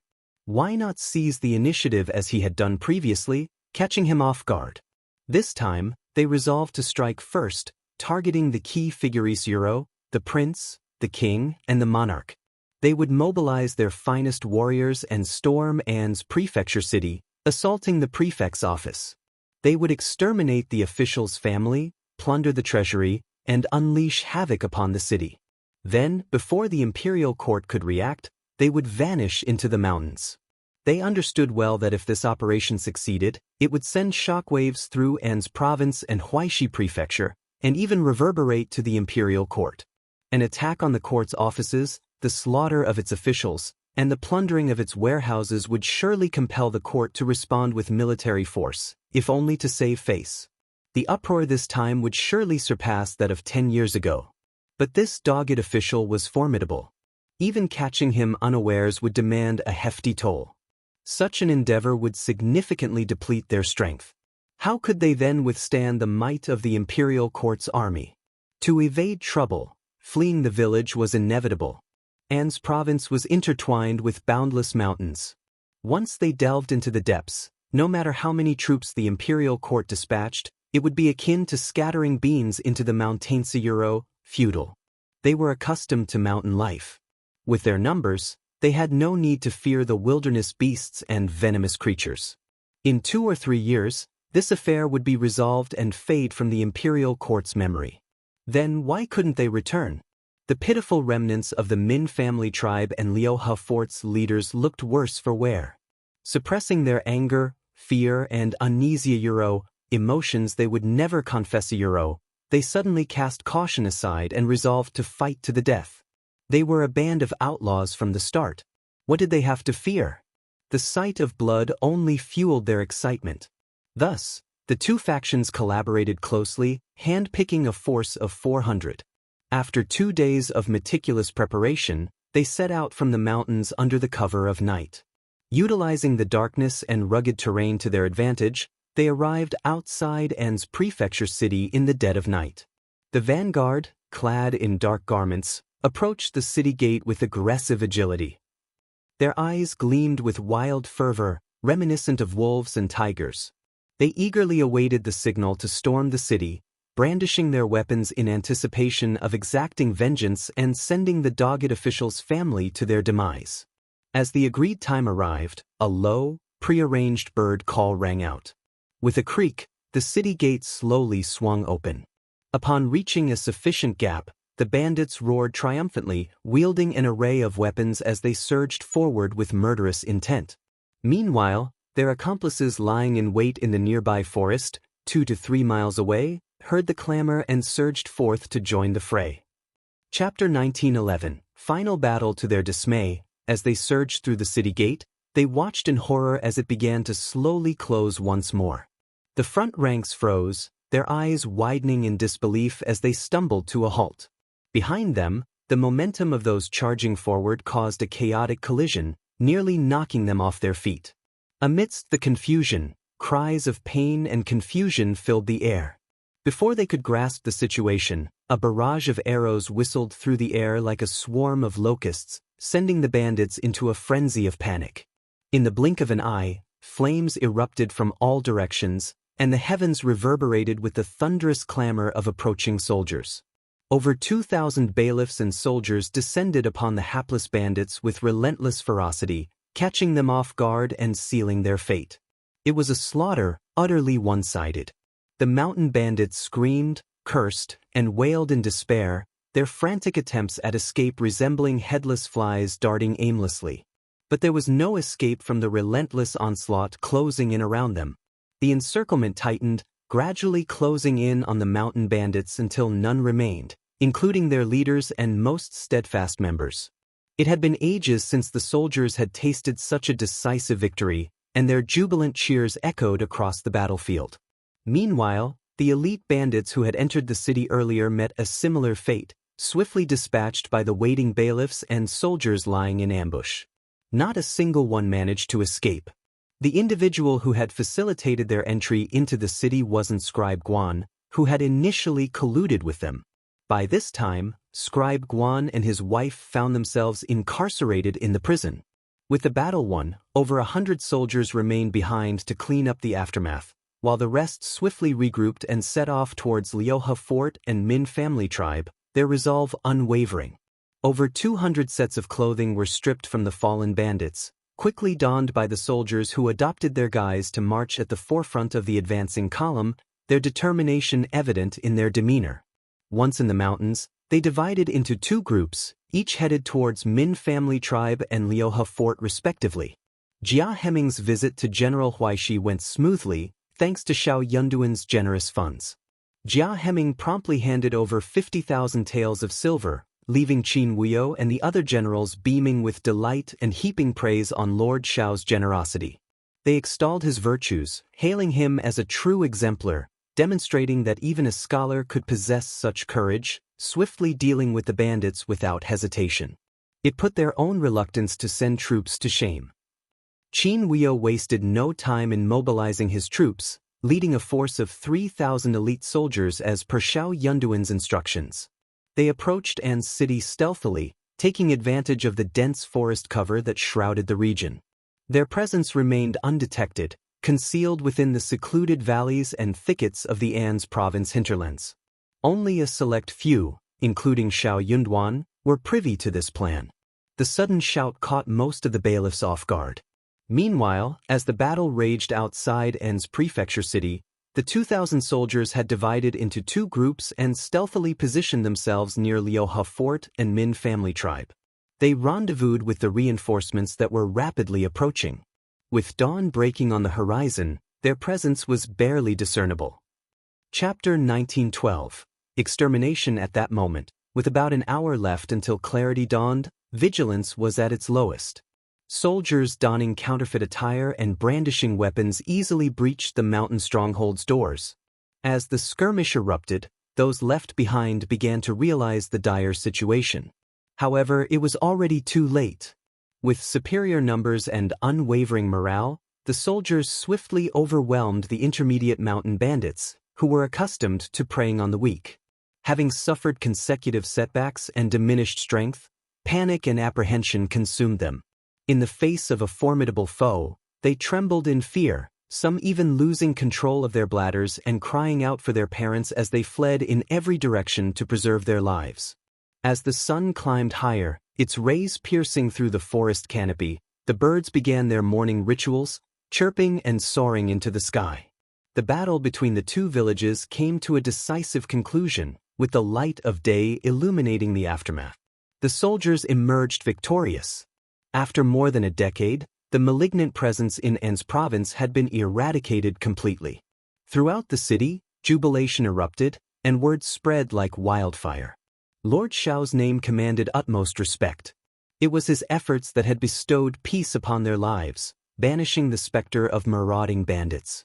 Families, particularly those with young daughters, no longer harbored the same fears.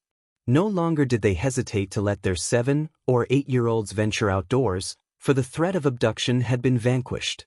With the dust settled, the aftermath unfolded, intricate and demanding. Each bandit, along with Scribe Guan and his cohorts, faced severe retribution, whether by the sword or by exile. None could evade justice. Fortunately, with the invaluable assistance of Jia Heming, Xiao Yunduan found a moment of respite. Reflecting on it all, Xiao Yunduan couldn't help but marvel at the competence of his deputy prefect, the governor's right-hand man. Jia Heming navigated through countless bureaucratic hurdles, freeing Xiao Yunduan to focus on matters of greater import. Without him, even a moment's reprieve would have been a luxury beyond reach. Indeed, not only Xiao Yunduan but also the other scribes gaped in astonishment. How had they not realized the extent of Jia Heming's abilities? It seemed that Jia Heming had been hiding his capabilities all along. Xiao Yunduan lacked prior experience as a prefect, and thus had no basis for comparison with other deputy prefects, excluding the extreme case of Deputy Prefect Guan. He knew Jia Heming to be competent, but the revelation of his true abilities left him awestruck. Jia Heming's capabilities far surpassed those of an average individual. In essence, he was the equivalent of 5 ordinary deputy prefects combined. Previously, some had harbored doubts regarding Jia Heming's appointment as deputy prefect. Yet, witnessing his actions dispelled any lingering skepticism. They couldn't help but admire Lord Xiao's discernment in selecting personnel. As everything settled, October came to an end and November began. An's province finally experienced tranquility. Xiao Yunduan initiated discussions about rewards and a celebratory feast. People felt a mix of nervousness and excitement. After toiling tirelessly for so long, it was finally time to unwind and revel in the moment. The banquet unfolded at the state office, with the 2 prominent restaurants in the city fully booked. A plethora of delectable dishes and beverages flowed continuously. Xiao Yunduan led hundreds of government officials in merry revelry, indulging from noon until late into the night. Meanwhile, Qiao Xian arranged a separate banquet in the back garden, extending invitations to all the officials' wives. Both inside and outside, the atmosphere brimmed with jubilation. Chapter 1913, Managing Aftermath. Everyone exuded energy and excitement, their hearts aglow with warmth and confidence. With Lord Xiao, the prefect, at their side, worries about the future dissipated. They knew they had made the right choice in following him. A promising future lay ahead, infusing everyone with vitality as they embarked on what promised to be a splendid day. Gone were the days of confusion and aimlessness. With each toast raised in honor of Lord Xiao, admiration swelled as it became evident that he remained sober despite the revelry.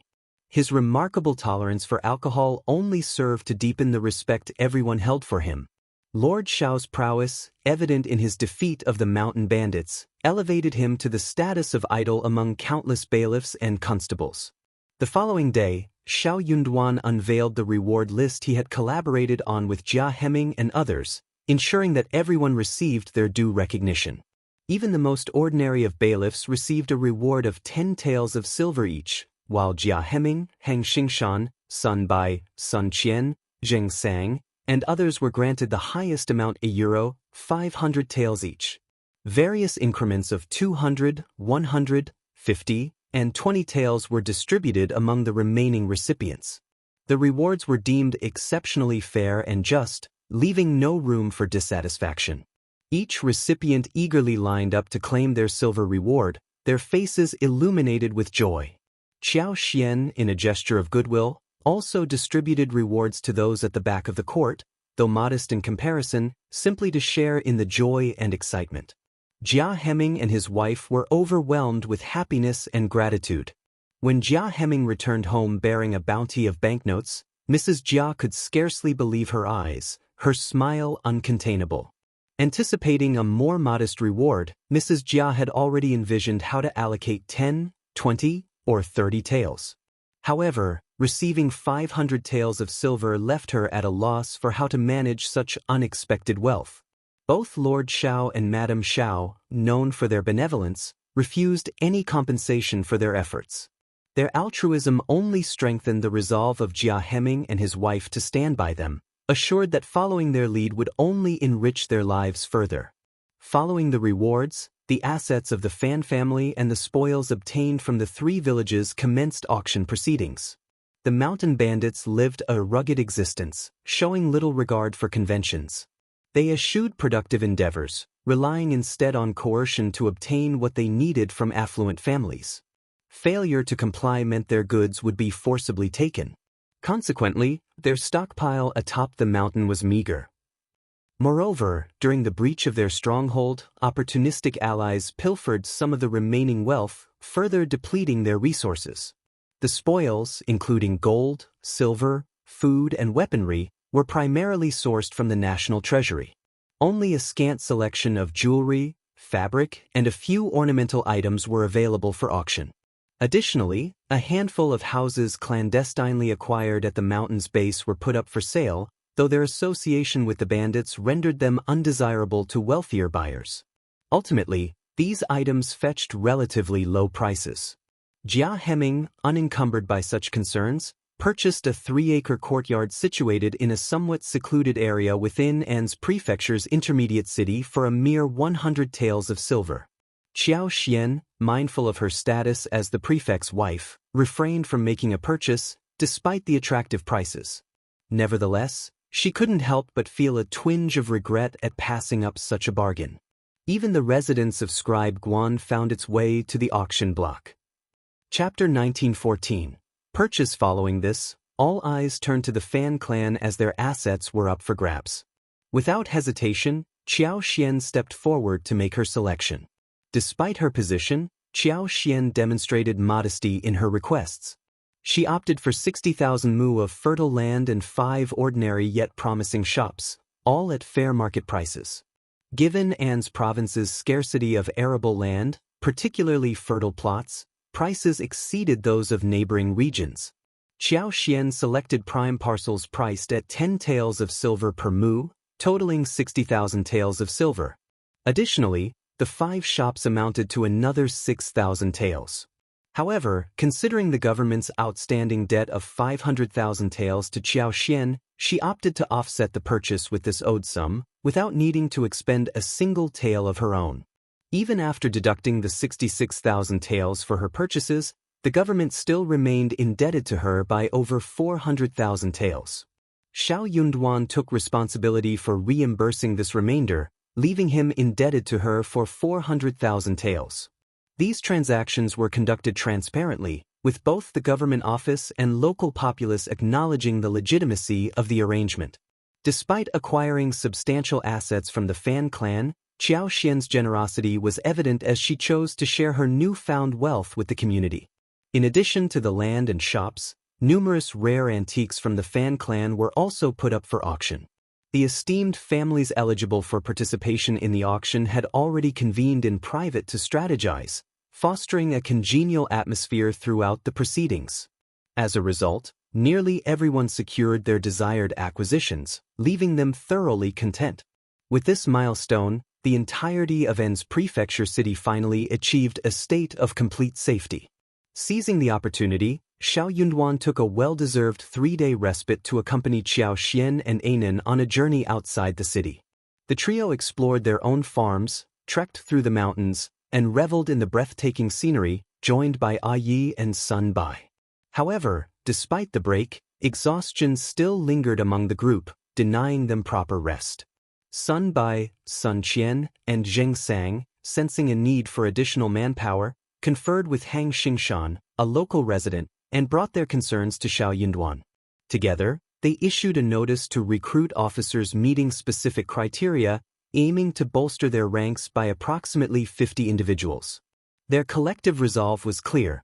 Alongside the current bailiffs, rigorous training was imperative.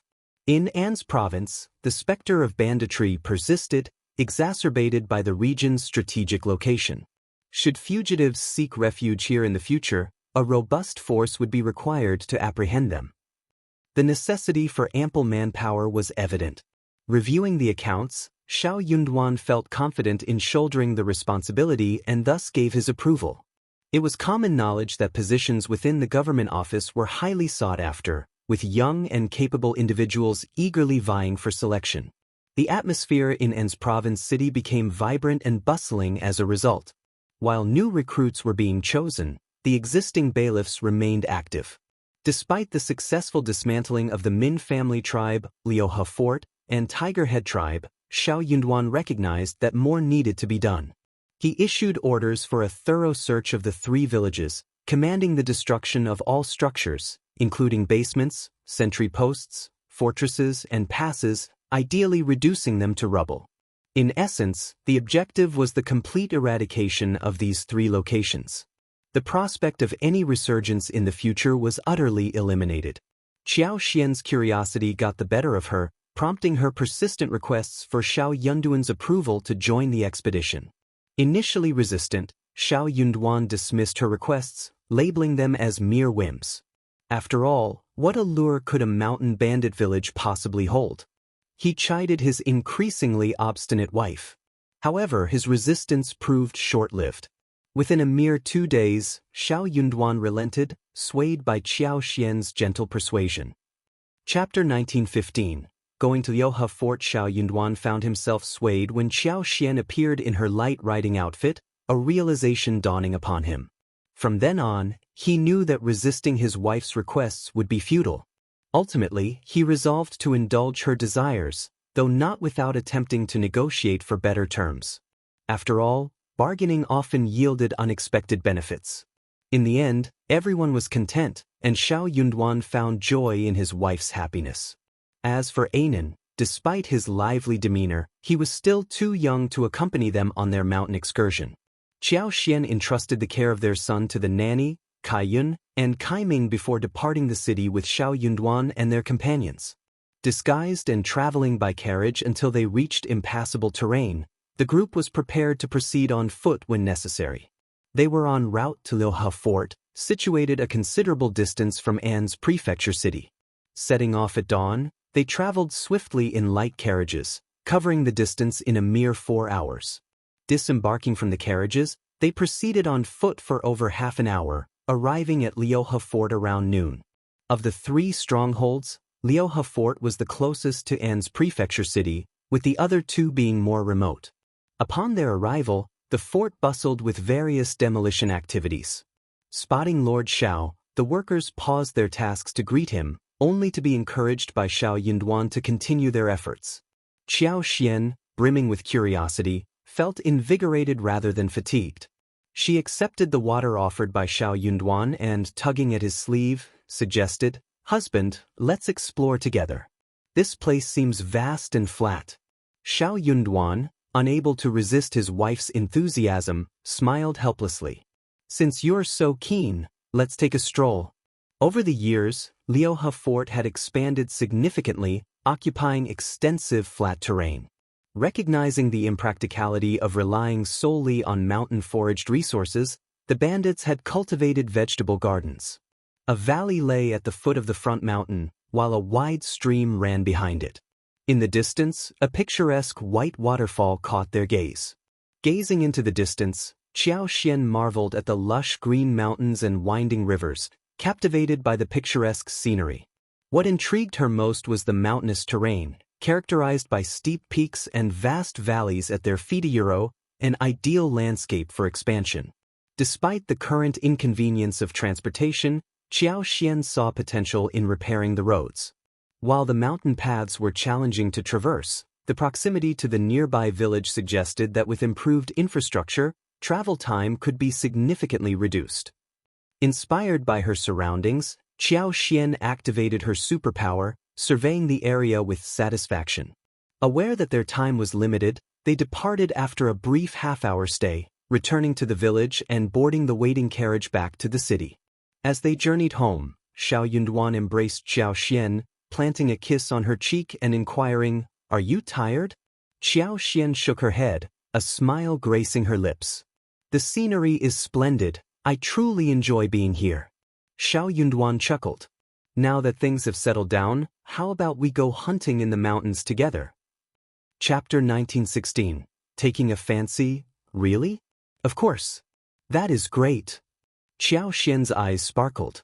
"You know what I like the most?" Longing to explore the forests of An's province for potential resources and treasures had been a persistent desire for Qiao Xian. However, the presence of bandits had stifled any chance of realizing this dream, leaving her to merely fantasize about it. Now, as the opportunity to fulfill her aspirations approached, joy filled her heart. With the sky darkening early, they hastened their journey, returning to An's prefecture city under the cover of night. Their bodies ached, weary from the arduous trek. The challenging terrain necessitated a swift pace. Lingering on the road held the uncertainty of when they might safely return. Alighting from the wagon, Qiao Xian sighed in relief, her waist sore from the journey. The urgent need for road repairs was evident.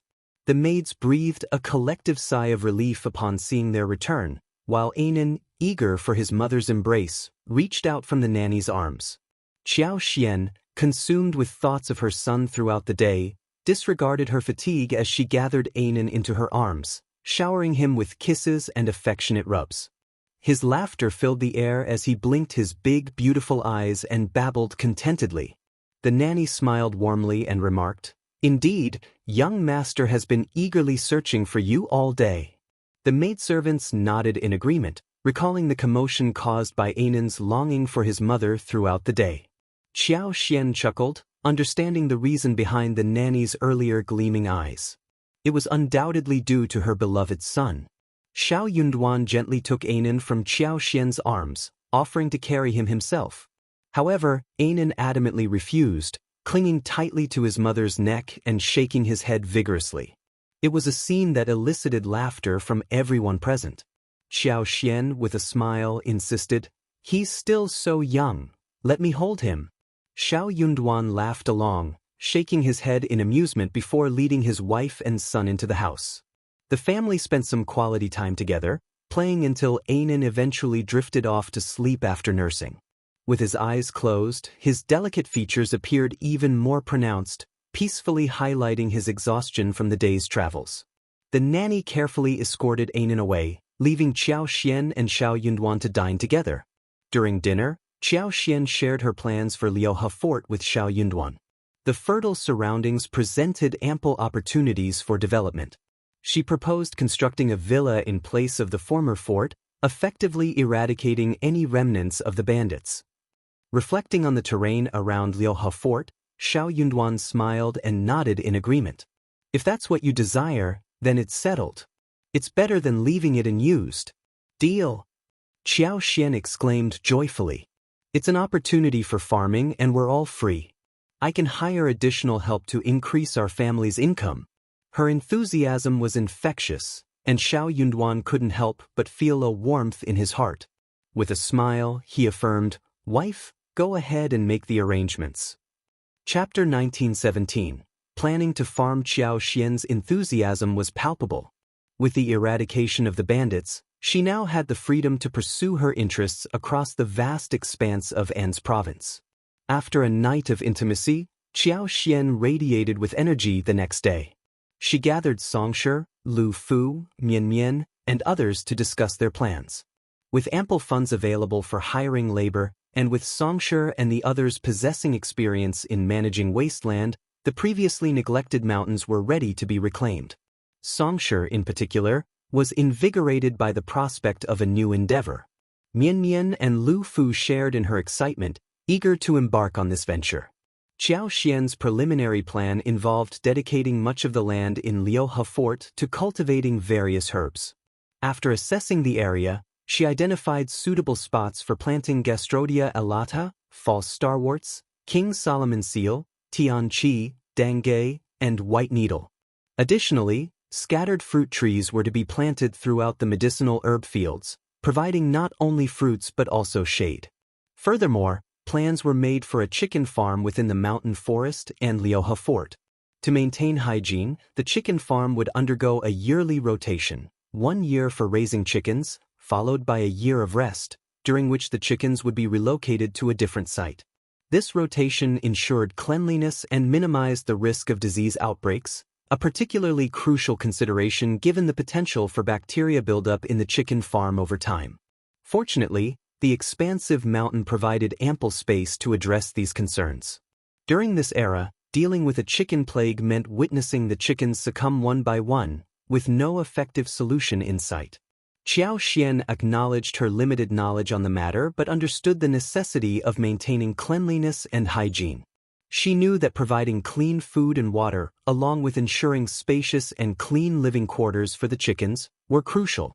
Additionally, during hot weather, she planned to use wormwood to smoke and disinfect the surroundings, while also providing herbal-infused water for the chickens to drink. Although she had heard of indigenous methods, such as using cactus to prevent chicken plague, she intended to explore this further and locate cactus plants for experimentation. Adjacent to the valley, a stream provided an ideal location for raising ducks. They dug several wide ponds along the stream and created numerous ditches with twists and turns. Water plants were planted, and ducks were introduced, with the area divided into sections for rotation. This ensured that the water source remained intact and allowed for adequate recovery time.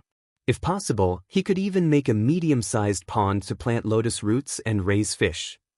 Just thinking about it was beautiful. At Liuhe Fort, plans were underway to construct a villa, with additional villas slated for construction at the mountain's base.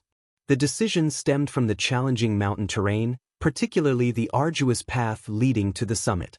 Building solely on the mountain would necessitate transporting various supplies, such as warehouses and farm tools, up and down, posing logistical challenges. Therefore, establishing villas at the mountain's foothills would streamline operations and facilitate easier access for province-wide activities. However, the foremost priority remained road repair. During their exploration, efforts would be directed towards road construction. While not optimal, a passable road would enable carriages to traverse in opposite directions, enhancing transport efficiency. In the future, relying solely on manpower for transportation would prove inefficient, necessitating the use of carriages to ferry goods into the mountains. Chapter 1918. Opening the road. Originally, there existed a path into the mountains, but certain areas featured steep slopes, rendering carriage travel inconvenient. Consequently, the route required detours and modifications. Xiao Xian's description left Xianxia and the others visibly envious, eagerly anticipating exploring the promising location. Just hearing your description fills me with anticipation. It must be an extraordinary place, remarked one. Absolutely. Let's thoroughly assess it and swiftly devise a plan, chimed in another. I can already envision the beauty it will possess with Madame's guidance. Our Madame truly possesses remarkable insight. Euro with a chuckle, Xiao Xian cautioned, proceed with caution and pay attention to the finer details. This undertaking is significant, particularly regarding road construction. We must meticulously select the most suitable route. Agreeing, Xianxia and the others descended to deliberate further. A week later, they commenced recruitment efforts. Wasteland reclamation, house construction, and road development became the focus of their endeavors. Lu Fu, Xianxia, and Yang Mu assumed leadership roles, while Mian Mian oversaw financial matters and procurement of materials. Acquiring such a vast expanse entailed substantial expenditure. The entirety of Liuhe Fort's mountain, along with the vast surrounding areas encompassing the foothills, forest, and adjacent valley, totaled more than 100,000 mu in size. Although the hill may not have appeared particularly large, it was far from small. Xiao Xian envisioned another ambitious undertaking. Even if a single mu of wasteland was valued at just 3 taels of silver, the total cost would amount to 300,000 taels of silver. Yet, the government owed Xiao Xian only 100,000 taels of silver. Contemplating the pace at which she would need to cover the expenses, Xiao Xian realized it would likely take several years to complete the payment. The staggering sum of 300,000 taels left everyone speechless. Questions arose regarding the wealth of their Lord Prefect. How much money did he possess to afford such endeavors for his wife? As for Madame, she displayed little interest in extravagant flowers or jewelry but possessed a keen passion for exploration and agriculture. Investing tens or even hundreds of thousands was not uncommon. Even esteemed families like the Hua and Mei clans would hesitate to spend such amounts. Moreover, the 300,000 taels were solely allocated for land acquisition. The prospect of land reclamation and road repair only added to the significant expenses ahead.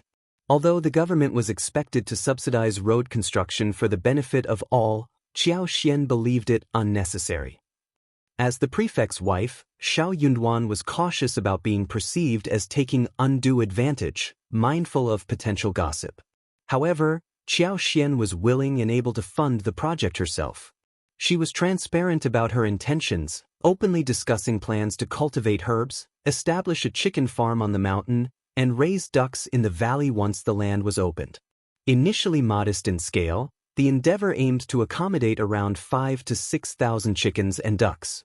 Xiao Xian invited anyone interested in planting medicinal herbs or raising poultry on a small scale to seek guidance and assistance from her. Furthermore, she offered to purchase medicinal herbs and accept any surplus chickens and ducks for sale, provided they met quality standards. In Xiaoxian's view, pursuing agricultural endeavors such as growing herbs, mushrooms, and other high-value crops offered commoners a path to prosperity superior to traditional farming. Chapter 1919. Understanding person. However, Xiaoxian made it clear that participation was entirely voluntary. Despite her position as the prefect's wife and Xiao Yunduan's status as the prefect, they refrained from coercing civilians into joining her endeavors. While she initially anticipated skepticism from many, she knew that once a few families experienced success, others would likely follow suit. With An's province secured, Xiao Yunduan sent letters to both his family and Yuezhing Xiao.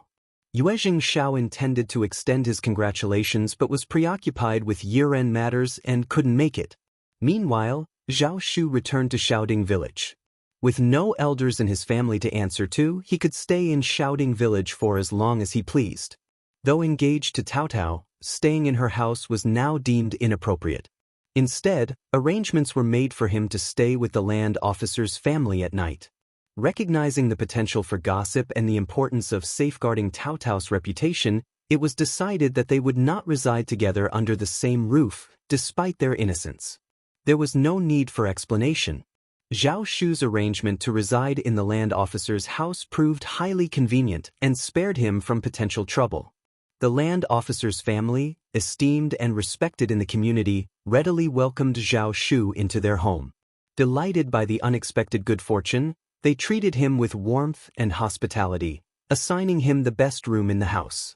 Grateful for their hospitality, Zhao Shu took it upon himself to refurbish his living quarters, investing in new furniture and even enhancing the courtyard with flat green bricks to alleviate mud issues during rainy weather. Not stopping there, he also upgraded the house's interior, replacing old curtains and rejuvenating the overall appearance. With his generosity extending beyond mere lodging, Zhao Shu frequently treated the land officer's family to various delicacies, further solidifying their bond and earning their admiration. His gracious demeanor, combined with his wealth and humility, endeared him even more to the land officer's family. They considered themselves fortunate to host such a noble and benevolent young master, remarking on Tao Tao's good fortune. However, as news of Zhao Shu's generosity reached the ears of other family members, discontent began to brew among the second and third sections of the Xiao family. The third branch, particularly, felt that Zhao Shu should stay with them instead. After all, their Lu Lang was a scholar, knowledgeable and capable of engaging Zhao Shu in meaningful conversations. Moreover, they emphasized their familial connection, expecting him to choose their household over the land officers. However, Ms. Fang, Zhao Shu's mother-in-law, dismissed their suggestion, expressing concern about potential gossip if Zhao Shu were to move in before marriage. She pointed out that their grandson, Xiaoji, was still unmarried, and having Zhao Shu reside with them could lead to unwarranted rumors. Ms. Ma, from the third branch, was incensed by Ms. Fang's response. Meanwhile, the second section of the family distanced themselves from the situation, showing little interest or concern. As for the land officer's family, while they had no unmarried daughters, the wife and eldest daughter-in-law's relatives seemed eager to send a girl to stay with them, likely with matchmaking intentions in mind. Chapter 1920. Received the letter. Of course, they didn't dare to openly compete with Tao Tao or scheme against her. But what if Zhao Shu developed feelings for one of their daughters? Even if she became a concubine, the Zhao family's wealth and Zhao Shu's character would ensure she didn't lose out. After all, what wealthy family didn't have multiple wives and concubines? Tao Tao shouldn't be so narrow-minded, right? A village girl could become her right-hand woman and they could amass a fortune together. It had to be better than marrying into other families, right? Although these thoughts crossed their minds, they knew better than to directly challenge Tao. Xiao Wulang was a prominent official. It would be foolish to provoke his family. Luckily, the land officer and his wife were level-headed and promptly rejected their relatives' proposals. They made it clear that no one was welcome to visit, especially with matchmaking intentions. Since Zhao Shu had already arrived as a guest, they couldn't outright refuse him. But his intentions were dubious from the start. Knowing they could rely on the land officer's family, Ms. Fang sought their assistance. When Xiao Yunduan's letter arrived, Zhao Shu was still in the village, planning to stay for the New Year celebrations. He intended to accompany Xiao Sanlang and others to the province to purchase New Year's goods, adding to the festive atmosphere. When Xiao Yunduan's letter arrived, his family members were all displeased. Since Xiao Yunduan hadn't mentioned the mountain bandits in An's province to his family, he didn't disclose the content of the letter. Instead, he simply informed them that he, Xiao Xian, and their son were doing well. They had settled comfortably in An's province, where everything was running smoothly. With spring approaching, he suggested they visit, perhaps coordinating with Yuezhing Xiao for a joint trip. Upon reading this, Zhao Shu inferred that the issue with the mountain bandits had been resolved. Otherwise, Xiao Yunduan wouldn't have extended the invitation. Though somewhat surprised, Zhao Shu wasn't overly so. He wasn't privy to the intricacies of bureaucracy and only knew of An's prefecture's bandits from hearsay. Some claimed they were formidable, even fearsome, but Zhao Shu hadn't experienced it firsthand. For him, hearing of the bandits' demise only deepened his admiration for Xiao Yunduan. To Zhao Shu, his brother-in-law was nothing short of extraordinary hero, an exceptional figure, akin to the once-in-lifetime appearance of a primus. How clever and cunning! It seemed only natural for him to succeed in quelling the bandits.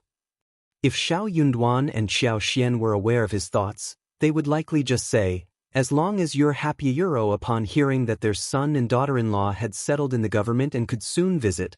Miss Fang and eldest uncle were overjoyed. Xiao Sanlang, Tao Tao, and the others were equally thrilled. They proudly shared the news in the village and made plans to visit at the onset of spring. With the weather turning colder, they could prepare more cured meats, sausages, dried vegetables, and the like to bring along. After all, fifth sister-in-law enjoyed these delicacies. Xiao Sanlang made it a point to visit the third branch and boast to Xiao Lulang deliberately. Xiao Lulang had warned about the bandits in An's province, claiming it wasn't safe. He even persuaded their father to urge fifth brother to resign. How deceitful! But look now, fifth brother had already invited their family to visit.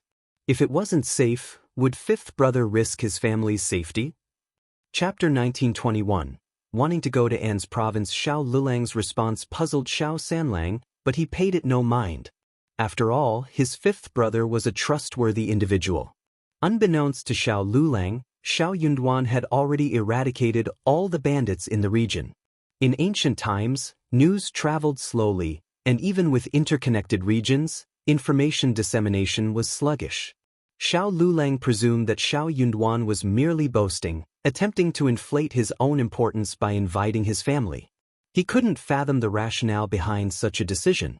An's province was perilous, and if the first branch of the family ventured there only to be robbed or kidnapped by bandits, it would be too late for regrets.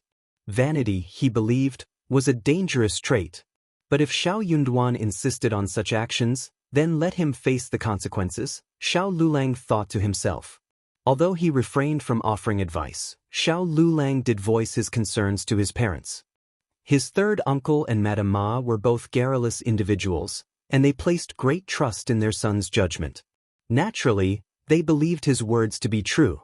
Consequently, gossip began to circulate throughout the village, taking on various forms after undergoing deliberate or unintentional embellishment. Ms. Fang became so exasperated that she resorted to scolding the couple once more.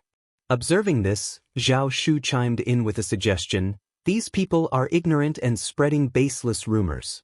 Why don't we take a trip to An's province ourselves and return safely? The journey isn't far, and we can travel leisurely. It shouldn't take more than half a month round trip. What do you say? Fifth brother and fifth sister-in-law must miss us very much too. If we go now, we can give them a surprise." Zhao Shu's suggestion resonated deeply with the first branch of the Xiao family. Xiao Sanlang, in particular, had frequented the provincial city numerous times over the past 2 years due to his involvement in various industries. His interactions with outsiders had broadened his horizons, leaving him eager to explore An's province. After all, it was where his brother held an official position. Enthusiastically, he embraced Zhao Shu's idea and expressed his wholehearted agreement. Tao Tao shared his sentiment. She longed to reunite with her fifth brother and fifth sister-in-law. Ms. Fang harbored a similar desire, yearning to meet her grandson whom she had never seen before. Despite her numerous children and grandchildren, there was a special place in her heart for her son's offspring. However, given the time of year, Ms. Fong was hesitant to embark on such a lengthy journey. She decided to postpone her travels until later, planning to extend her stay in An's province for a few more days before returning in December. With the year drawing to a close, the bustling atmosphere at home was further heightened by the arrival of numerous New Year's gifts and well-wishers. As preparations for the upcoming festivities commenced, there was much to be done. In the absence of Xianxia, who was adept at managing such affairs, Ms. Su proved ill-suited for the task, and Yang Xiani's naivety and love for food only exacerbated the situation. Ms. Fong, recognizing the need for someone capable to represent the family, enlisted Zhao Shu to accompany Xiao Sanlang and Yang Xiaoni on a trip to An's province to visit Anan on behalf of the family. They would also bring gifts for the occasion, although they had yet to prepare the cured meat. However, they reasoned that it could be brought over after the new year. Xiao Sanlang and Yang Xiaoni were elated at the prospect of the journey, anticipating the culinary delights that awaited them in An's province. With the convenience of traveling in a wagon accompanied by their servants, they looked forward to indulging in the local delicacies unavailable back home. Chapter 1922, Departure. As for Tao Tao, Ms. Fong did not let her go. She and Zhao Shu were not married yet. How could she go? Ms. Fong placed her trust in her daughter and son, as well as in Zhao Shu's judgment. However, she was aware that others might not share the same confidence. In their village, Zhao Shu and Tao Tao could move about freely during the day, with people often accompanying them as they went about their activities. Occasionally, they would steal moments alone together, but as long as they were discreet, it went unnoticed. Their engagement provided a level of social acceptance for their interactions. However, venturing far from home presented a different scenario. It was natural for others to question the innocence of their relationship. Despite their engagement, any perceived impropriety could tarnish Tao Tao's reputation, with potential consequences for her social standing and marital prospects. Ms. Fong delicately conveyed her concerns to Tao Tao, who blushed with embarrassment and apprehension. She understood the implications and felt ashamed of the potential repercussions. Thankfully, Tao Tao had a wise and understanding mother who helped her navigate this delicate situation without causing any undue trouble. Without the guidance and influence of a wise and caring mother like Ms. Fong, Tao Tao might struggle to navigate such delicate situations successfully. This was precisely why affluent families were often hesitant to marry off concubines' daughters.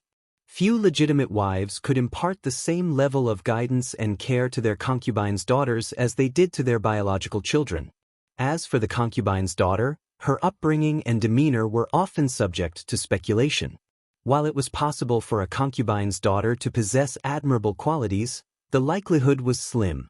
Zhao Shu couldn't help but feel frustrated after Ms. Fang's subtle reminder. It seemed like they were inadvertently causing themselves trouble. But then he realized that accommodating his mother-in-law's wishes might ultimately benefit them in the long run. Besides, he could use this opportunity to show his affection for Tao Tao. So, he discreetly asked Tao Tao what she desired. He planned to bring it back for her, along with a heartfelt confession about his reluctance to be apart from her. With their preparations in order, Xiao Sanlang, Zhao Shu, and Tao Tao embarked on their journey to An's, laden with a plethora of local delicacies and specialties. The three of them were young and strong, so they did not need to deliberately slow down on the way. They arrived at Yuzhong Province City that day and stayed for a night. The next morning, they set off from Yuzhong Province City. On the fourth day, at about 4 in the afternoon, they entered An's. As Xiao Sanlang, Yang Xiaoni, and their entourage entered An's province, they couldn't help but marvel at its size, dwarfing their hometown of Heshan County. Despite the sparse population, they couldn't shake off their sense of awe. This was where their fifth brother wielded authority as an official, and every corner seemed to reflect his competence and prowess. They couldn't help but feel a surge of pride in his accomplishments. Meanwhile, back at home, Qiao Xian and Xiao Yinduan were immersed in a discussion about hot pot. Qiao Xian instructed Li Xia and Li Qiu to prepare an array of dishes for dinner, taking advantage of the abundance of mushrooms available in the mountains of An's province during the season. With plans to cook a sumptuous hot pot featuring a rich chicken and abalone broth, they also intended to incorporate various types of mushrooms for added flavor. Additionally, they planned to serve thinly sliced mutton, shrimp balls, fish balls, and fresh vegetables to complement the meal. As Xiao Xian and Xiao Yunduan enjoyed their hot pot feast, the East Yard buzzed with activity as Lixia and the others prepared their own hot pot spread, ensuring a lively atmosphere for all. Chapter 1923. Family meets. The chicken and abalone soup had been prepared, and various dishes were in the process of being readied. Just then, Zhao Shu, Xiao Sanlang, Yang Xiaoni, and the others arrived. Ever since Zhao Shu got engaged to Tao Tao, he couldn't contain his excitement to announce to the world that he was soon to be the brother-in-law of the Lord of the Prefect. Additionally, being both generous and handsome, Zhao Shu knew he would be warmly received wherever he went. Upon Zhao Shu's arrival, he was filled with joy. With a radiant smile, he eagerly ushered them in and promptly dispatched someone to inform the Lord and Lady of the Prefect. The message arrived so swiftly that Zhao Shu didn't even have the chance to inform them of Xiao Sanlang and Yang Xiaoni's presence. However, Xiao Sanlang and Yang Xiaoni paid no heed to the oversight. In fact, they planned to surprise Xiao Xian and Xiao Yunduan themselves. And indeed, when Xiao Xian and Xiao Yunduan caught sight of Xiao Sanlang and Yang Xiaoni entering with Zhao Shu, they were both taken aback. Fifth brother. Fifth sister-in-law. Fifth brother. Fifth sister-in-law. They ran towards Xiao Xian and Xiao Yunduan happily. Only then did Xiao Xian and Xiao Yunduan snap out of their daze. It wasn't a dream, their family was truly here. Third brother. Third sister-in-law. Ah, finally we get to see you both. This is wonderful. Fifth brother has truly become an esteemed official. He's transformed. Just look at him, so commanding. He outshines even the county magistrate of our Hashan County. Haha. And fifth sister-in-law, you're more beautiful than ever. And this must be Anan, isn't she? Such a handsome lad. Come, let me give you a hug. Xiao Xian and Xiao Yunduan reciprocated with smiles. What brings you here? Why didn't you send word ahead? Father, mother, how have you been? How are things back home? Where's Tao Tao? What's she up to these days? How's the village school? Are the children learning well? How's Junyan? How are our businesses faring? Is everything all right at home? Some asked questions, some provided answers, and some remained silent. Laughter and conversation filled the air until gradually quieting down. Seizing the moment, Zhao Shu interjected with a smile. Third brother, third sister-in-law were here now. We'll be staying with fifth brother and sister-in-law for a few days. We'll have plenty of time to catch up. Please, don't worry. You're absolutely right, Xiao Xian replied with a grin. You must be weary from the journey. Freshen up, have a cup of tea to unwind. We didn't anticipate our sudden arrival, so the guest room may not be prepared, but it's usually well kept. You're welcome to stay there. Please make yourselves at home. Yang Xiaoni chuckled. Fifth sister-in-law, you're too kind. We farmers aren't so particular, especially among family. Anywhere here is better than elsewhere. They all shared a hearty laugh. Xiao Xian ordered Lixia and Liqiu to take Xiao Sanlang and Zhao Shu to the guest room and said with a smile, You should have dinner soon. What a coincidence. We are going to eat hot pot tonight, and we have prepared a lot of ingredients. Really? That's great. As expected, we're in luck. I'm fine with other things, but I want your cooking. Me too. Xiao Sanlang and Yang Xiaoni were both gluttons, but even Zhao Shu was looking forward to it.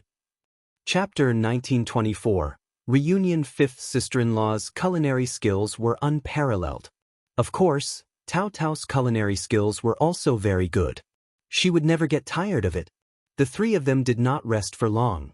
Before Xiao Xian and Xiao Yunduan asked for them, they arrived.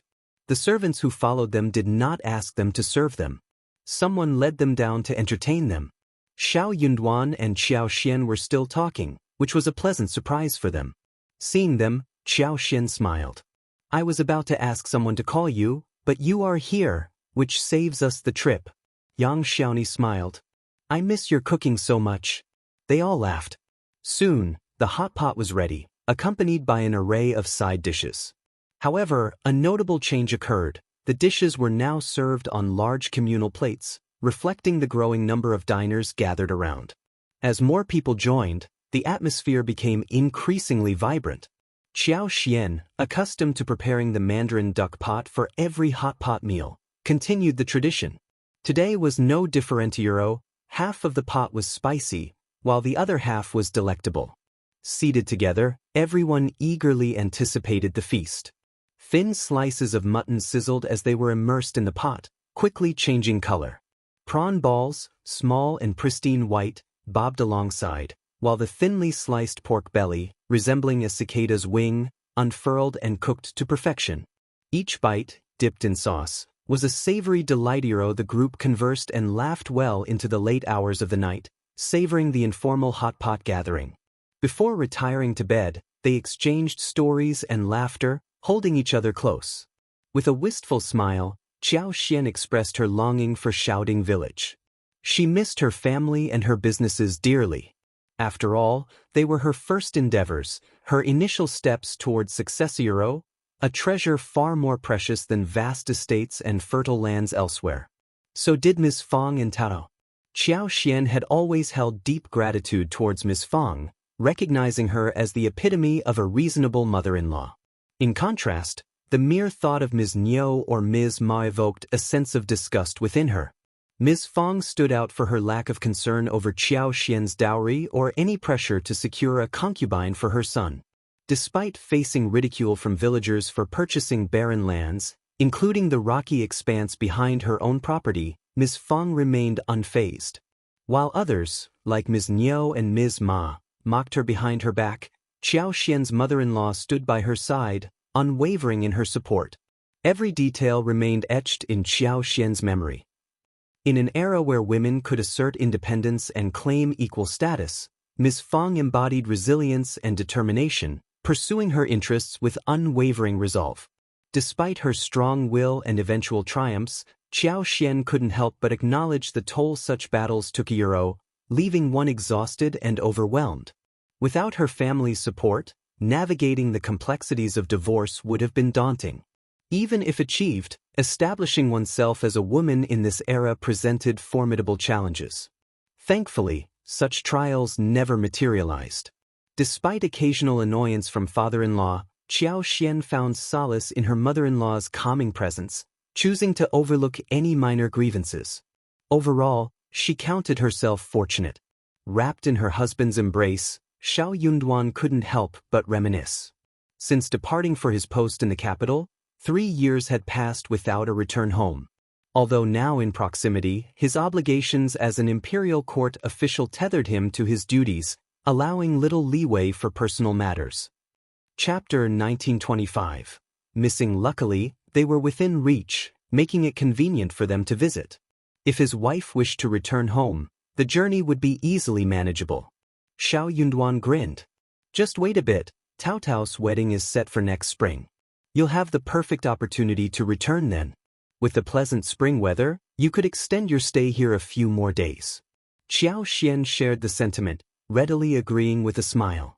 She anticipated exploring the flower fields, the Zhang family's tea mountains, and the alfalfa fields, planning to apply her special expertise to enhance their growth.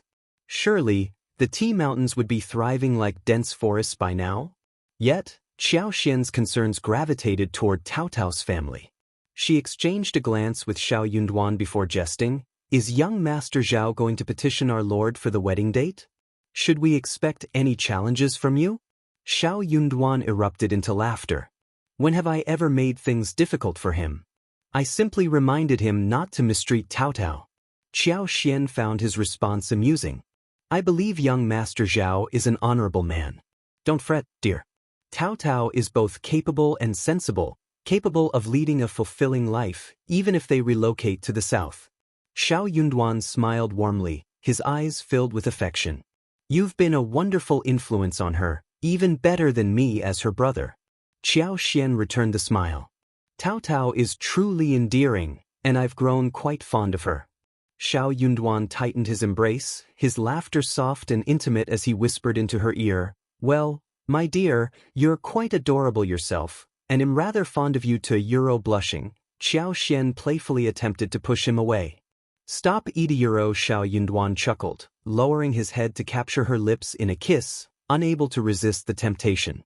Xiao Xian's breath grew ragged as she covered his lips with her hands, pleading, "No, please, I'm going out with third sister-in-law tomorrow, don't leave me unable to move." Xiao Yunduan paused, gently biting her lip. "I'll keep that in mind and I'll make it up to you next time." But perhaps their privacy wasn't entirely a good thing. Xiao Xian didn't respond, feeling no obligation to do so. What did he mean by making it up to her? Xiao Yunduan wasn't ready to give up easily. His lingering frustration simmered as they found solace in each other's embrace, eventually drifting off to sleep. The next morning after breakfast, Xiao Yunduan attended to matters at the front briefly, ensuring everything was in order before returning to his office to confer with Xiao Sanlang and Zhao Shu. Zhao Shu was considered a member of the family, and there was no reason to avoid him in matters concerning kinship. Therefore, Xiao Yunduan didn't shy away from interacting with Zhao Shu. What truly touched Zhao Shu was a sense of pride. His fifth brother had finally embraced him wholeheartedly.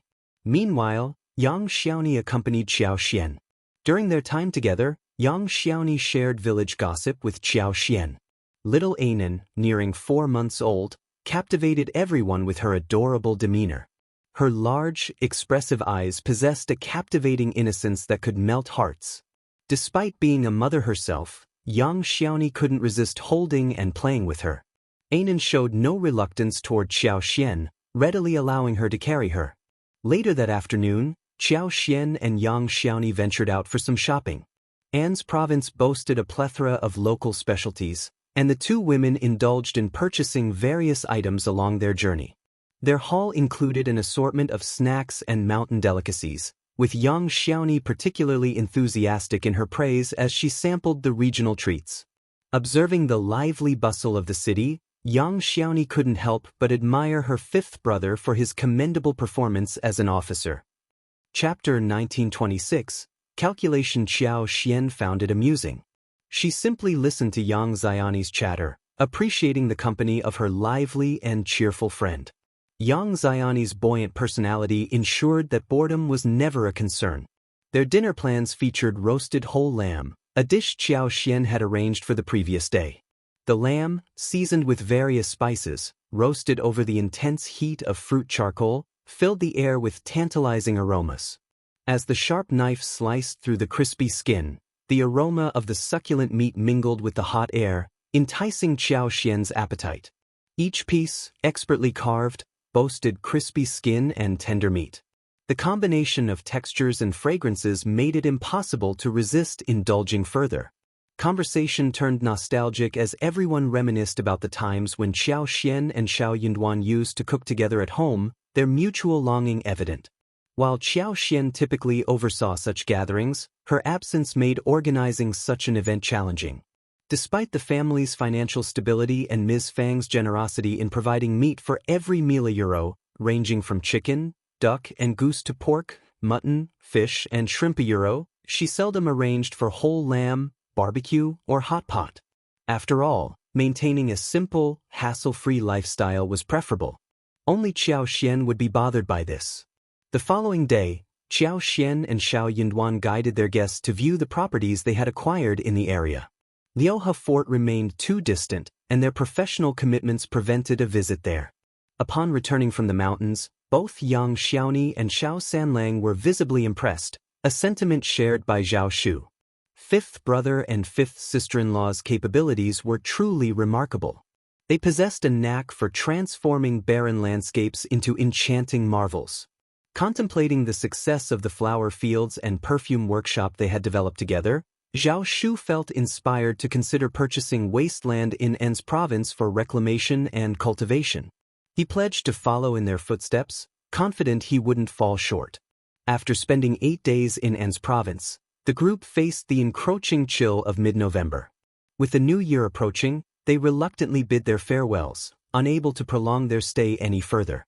Yang Xiaoni couldn't bear to part with Anan, expressing regret that her mother hadn't witnessed her adorable and well-behaved grandchild. It was evident that Yang Xiaoni cherished Anan deeply. Observing Yang Xiani's affection, Xiaoxian couldn't help but feel pleased. Despite having her own son, Yang Xiaoni displayed no fear of Anan encroaching on her grandmother's affection. Xiaoxian admired her sister-in-law's open-mindedness. Indeed, Zhao Shu had approached Xiao Yunduan regarding the wedding date. However, Xiao Yunduan didn't deem it appropriate for his parents to make the decision. Preferring a collaborative approach, he advised Zhao Shu to confer with his own parents. Once a date was agreed upon, Xiao Yunduan promised to inform them via letter. While Xiao Yunduan couldn't return home, Xiao Xian could make the journey, and she planned to bring Anan along to meet the family. Zhao Shu's joy knew no bounds. With a radiant smile, he exclaimed, "Thank you, fifth brother." He eagerly revealed that he had nearly finalized discussions with his in-laws. The wedding date was set for February of the following year. Coincidentally, as the weather grew warmer each day and with the spring plowing season yet to commence, everyone found themselves with ample free time. Zhao Shu had already procured a spacious residence in Heshan County, nearing completion of its renovation. Betrothal gifts from Jiangnan had been steadily transported over. They were poised to formally present the betrothal gifts before the new year. When the time arrived, the wedding would take place in Heshan County. After accompanying Tao Tao back to her ancestral home 3 times, they would proceed to Zhao Shu's ancestral home to pay respects to her ancestors. Chapter 1927. Plotting for a long time, Zhao Shu talked non-stop, explaining the series of arrangements. It could be seen that this person had been plotting for a long time and had a plan. Xiao Yunduan found himself at a loss for words. He teetered between laughter and tears, though he couldn't deny the touch of sentimentality that Zhao Shu's words evoked. Deep down, Xiao Yunduan acknowledged Zhao Shu's genuine affection for Tao Tao, even if he wouldn't openly admit it. Xiao Yunduan's lack of objection to Zhao Shu's plans signified his tacit approval. However, the distance between Jiangnan and Heshan County posed a logistical challenge. While it would be relatively easy for Tao Tao to visit Xiaoxian and himself in the future, returning to Shouting Village would prove more cumbersome. This realization left Xiao Yunduan feeling a tinge of sadness. Similarly, Yang Xiaoni was reluctant to part ways with Xiaoxian. She continually reminded her friend to bring Anan home as soon as the weather warmed after the new year. The longing for their presence at home, especially for Anan, was palpable. Moreover, the prospect of returning to the mountains ignited Xiaoxian's excitement. The mountains held a special allure, promising joy and adventure. Yet, amidst the anticipation, thoughts of Qi lingered, casting a melancholic shadow over her spirits. Yang Xiani's emotional outburst, verging on tears, both saddened and amused Xiaoxian. With a gentle smile, she acquiesced and gently urged them to depart. As they bid farewell, the realization dawned that the capital lay thousands of kilometers away from An's province, underscoring the vast distance separating them. Under ordinary circumstances, the authorities in the capital wouldn't bother with a remote and seemingly inconsequential region like An's province. The banditry issue in An's province was severe, yet it largely went unnoticed by the capital's elite. Given the considerable distance between them, the question remained: could the bandits of An's prefecture truly pose a threat to the capital? As long as rebellion wasn't raised and casualties remained minimal, the imperial court showed little interest.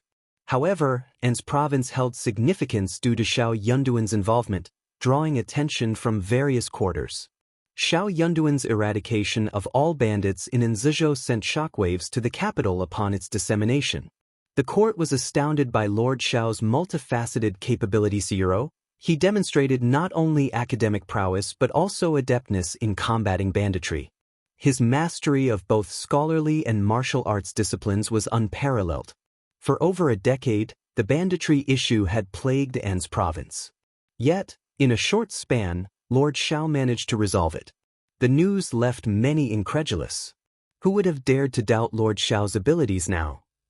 Those who anticipated Lord Xiao's failure, waiting for him to falter and seek refuge back in the capital, found themselves deeply embarrassed by his remarkable achievements. Upon learning of these developments, Tian Shanshan was overcome with excitement, unable to sleep the entire night. Her mind raced, her heart ablaze with fervor. Clutching her chest, her flushed face and shining eyes betrayed her exhilaration. Lost in a daze, she wore a blissful, intoxicated smile. Her instincts had proven correct. She had never doubted his capabilities. Even in the remoteness of exile, he remained resolute and formidable. His unwavering confidence and tenacity yielded remarkable results. No one else could compare.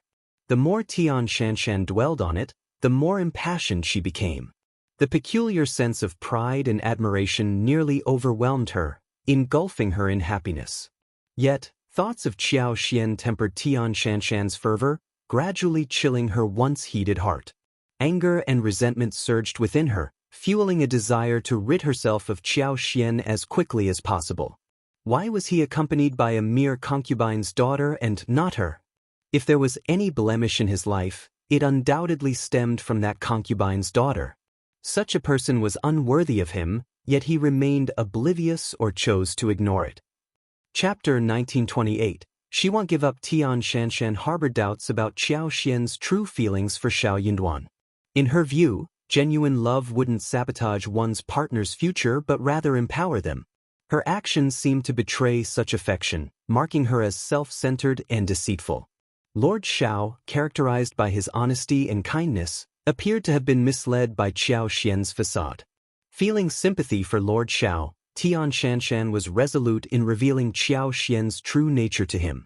She saw an opportunity in her cousin's potential ascension to the throne, which could facilitate her plans. At present, she needed to strategize with her cousin and aunt, ensuring that Lord Xiao didn't return to the capital immediately. The Crown Prince's situation without Lord Xiao appeared less favorable. He seemed to regress to a time of insignificance, lacking the Emperor's full approval despite not facing explicit disapproval either. This contrasted starkly with the prior praise he received from the Emperor. At such a crucial juncture, any further misstep by the Crown Prince would undoubtedly enrage the Emperor.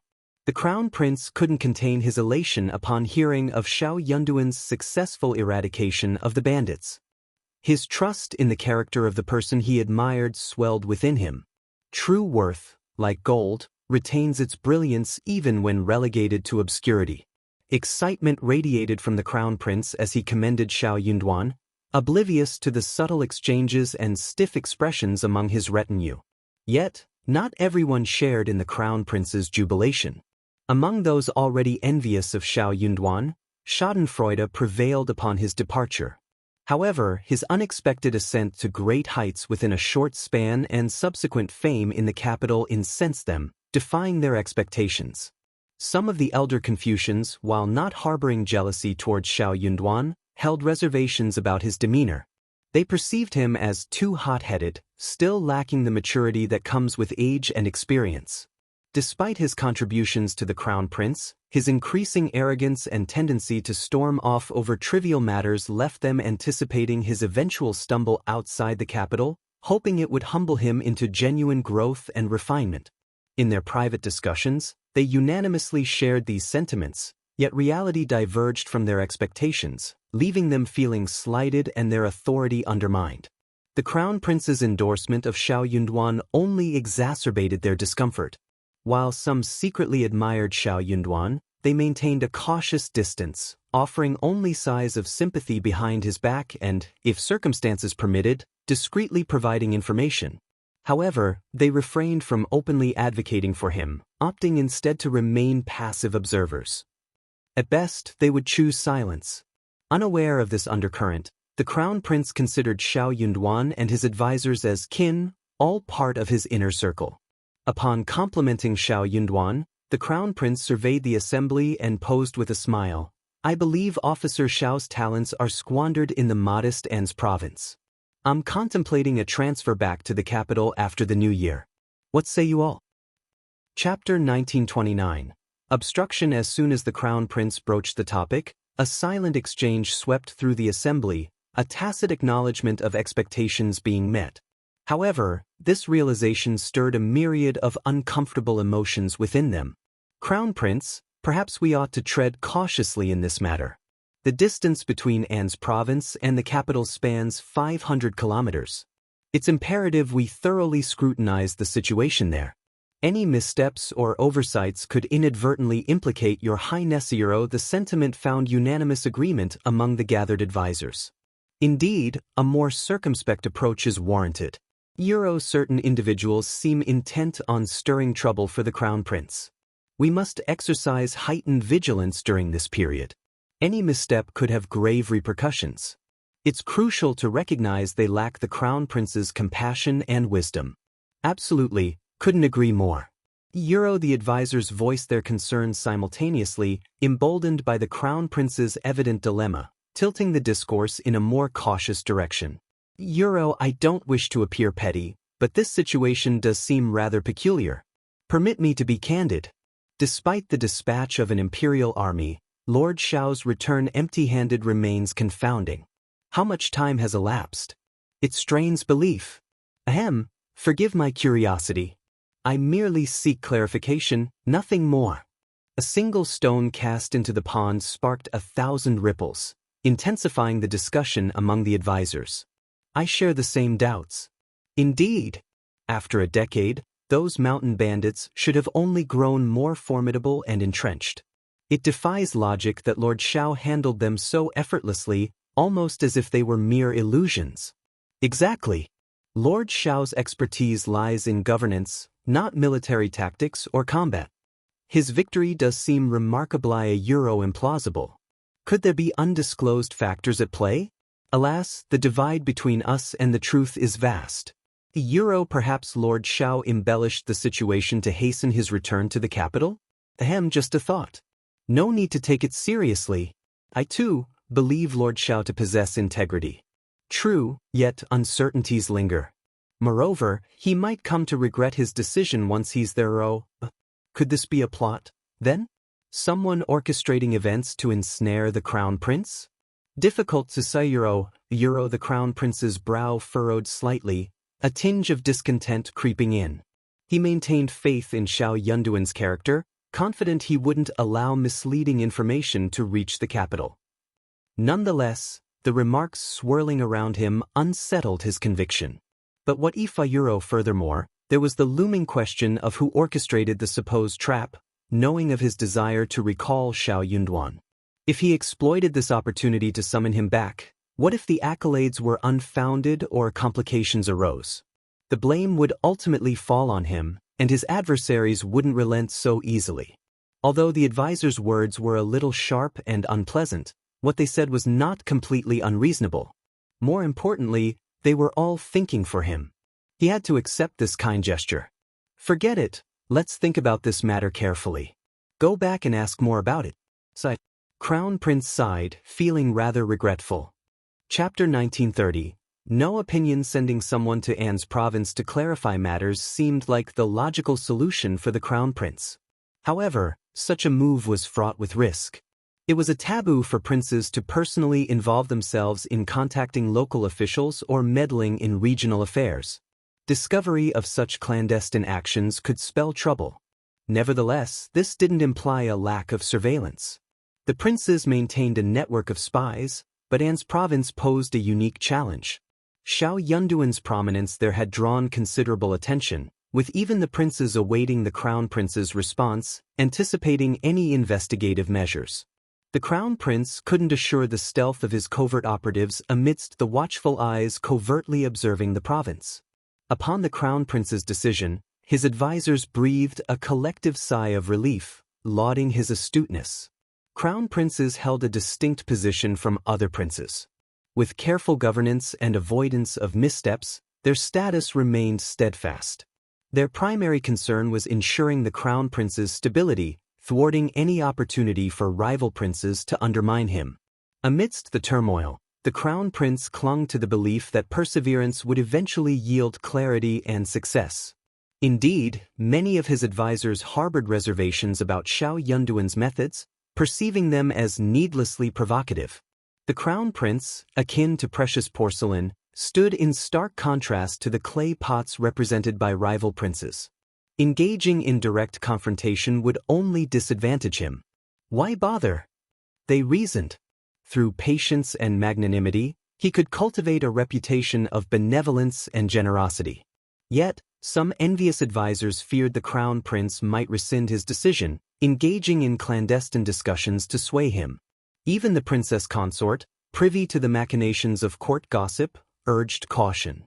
She lamented the derogatory remarks circulating about the crown prince's reliance on Lord Xiao's achievements and the perceived need to entreat his return before confirmation from An's province.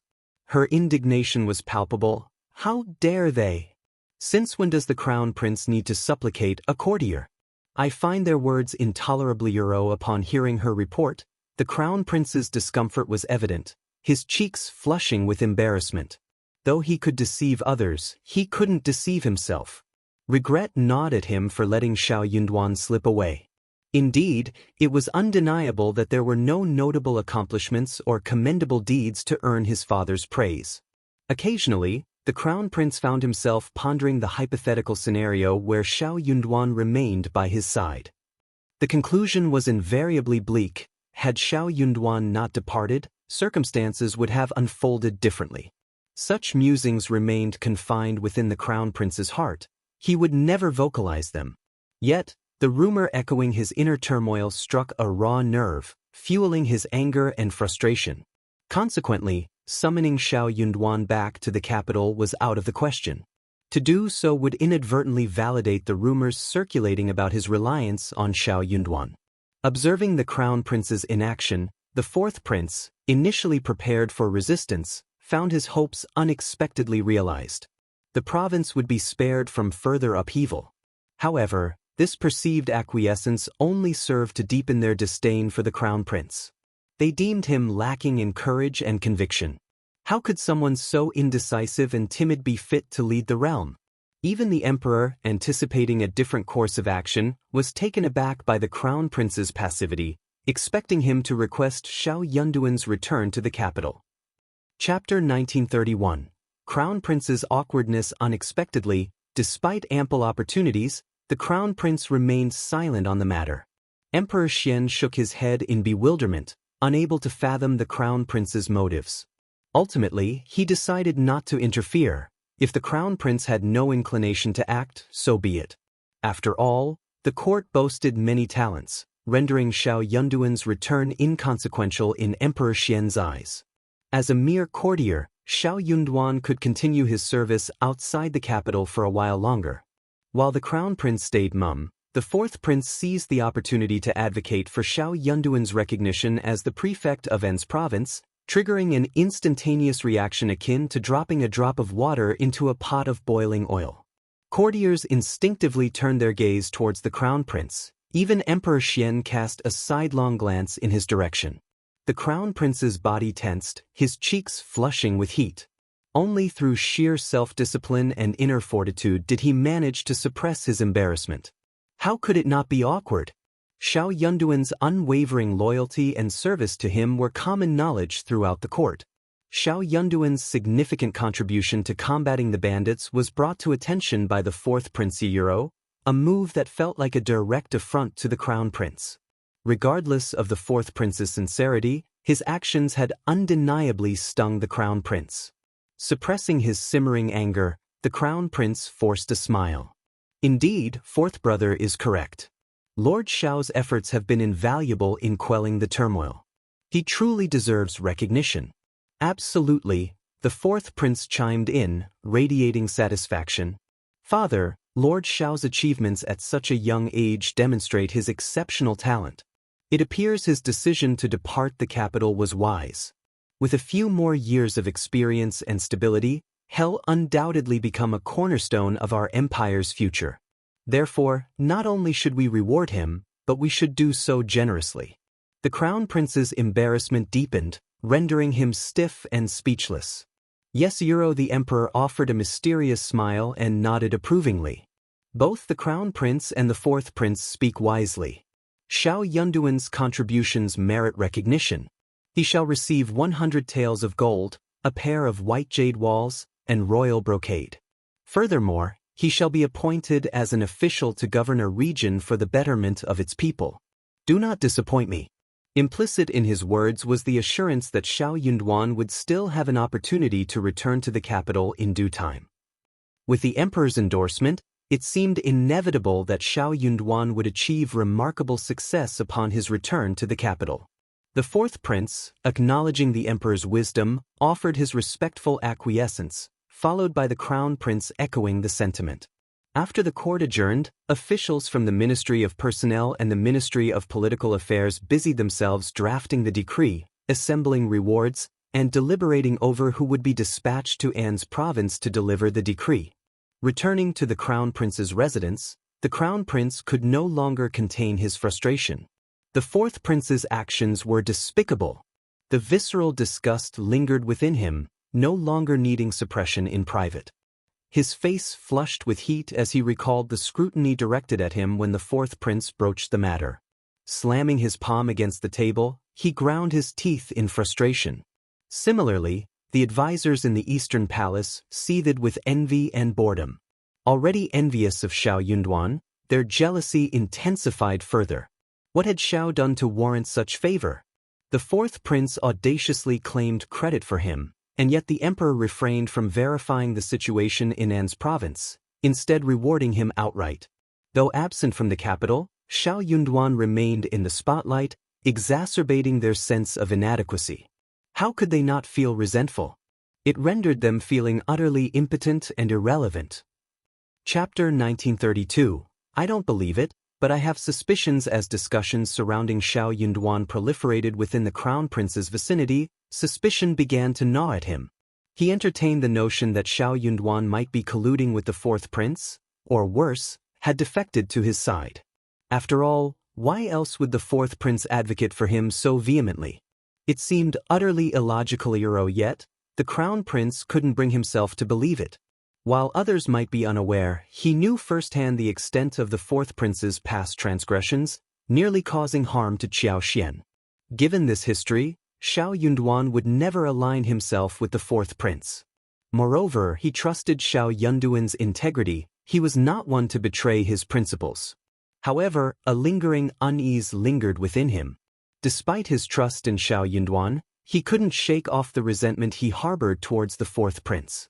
Though unspoken, the grudge weighed heavily on his heart. Yet, he refused to let this cloud his judgment and reject the fourth prince's well-intentioned gestures out of spite. Perplexed, the crown prince couldn't comprehend the fourth prince's fixation on Ms. Qiao.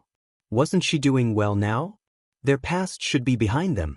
Why was the fourth prince so fixated and vindictive about a woman? In essence, the crown prince dismissed the rumors regarding Xiao Yunduan but remained suspicious nonetheless. The princess consort was incensed upon learning of the situation in court. Addressing the crown prince, she vented her frustrations, questioning Xiao Yunduan's motives and expressing disbelief at the fourth prince's advocacy for him. To her, it seemed inexplicable and concerning. She voiced her doubts about whether Xiao Yunduan remained the same person they once knew, given the distance and lack of communication. She urged the crown prince not to dwell on Xiao Yunduan's actions, dismissing him as unworthy of the crown prince's generosity.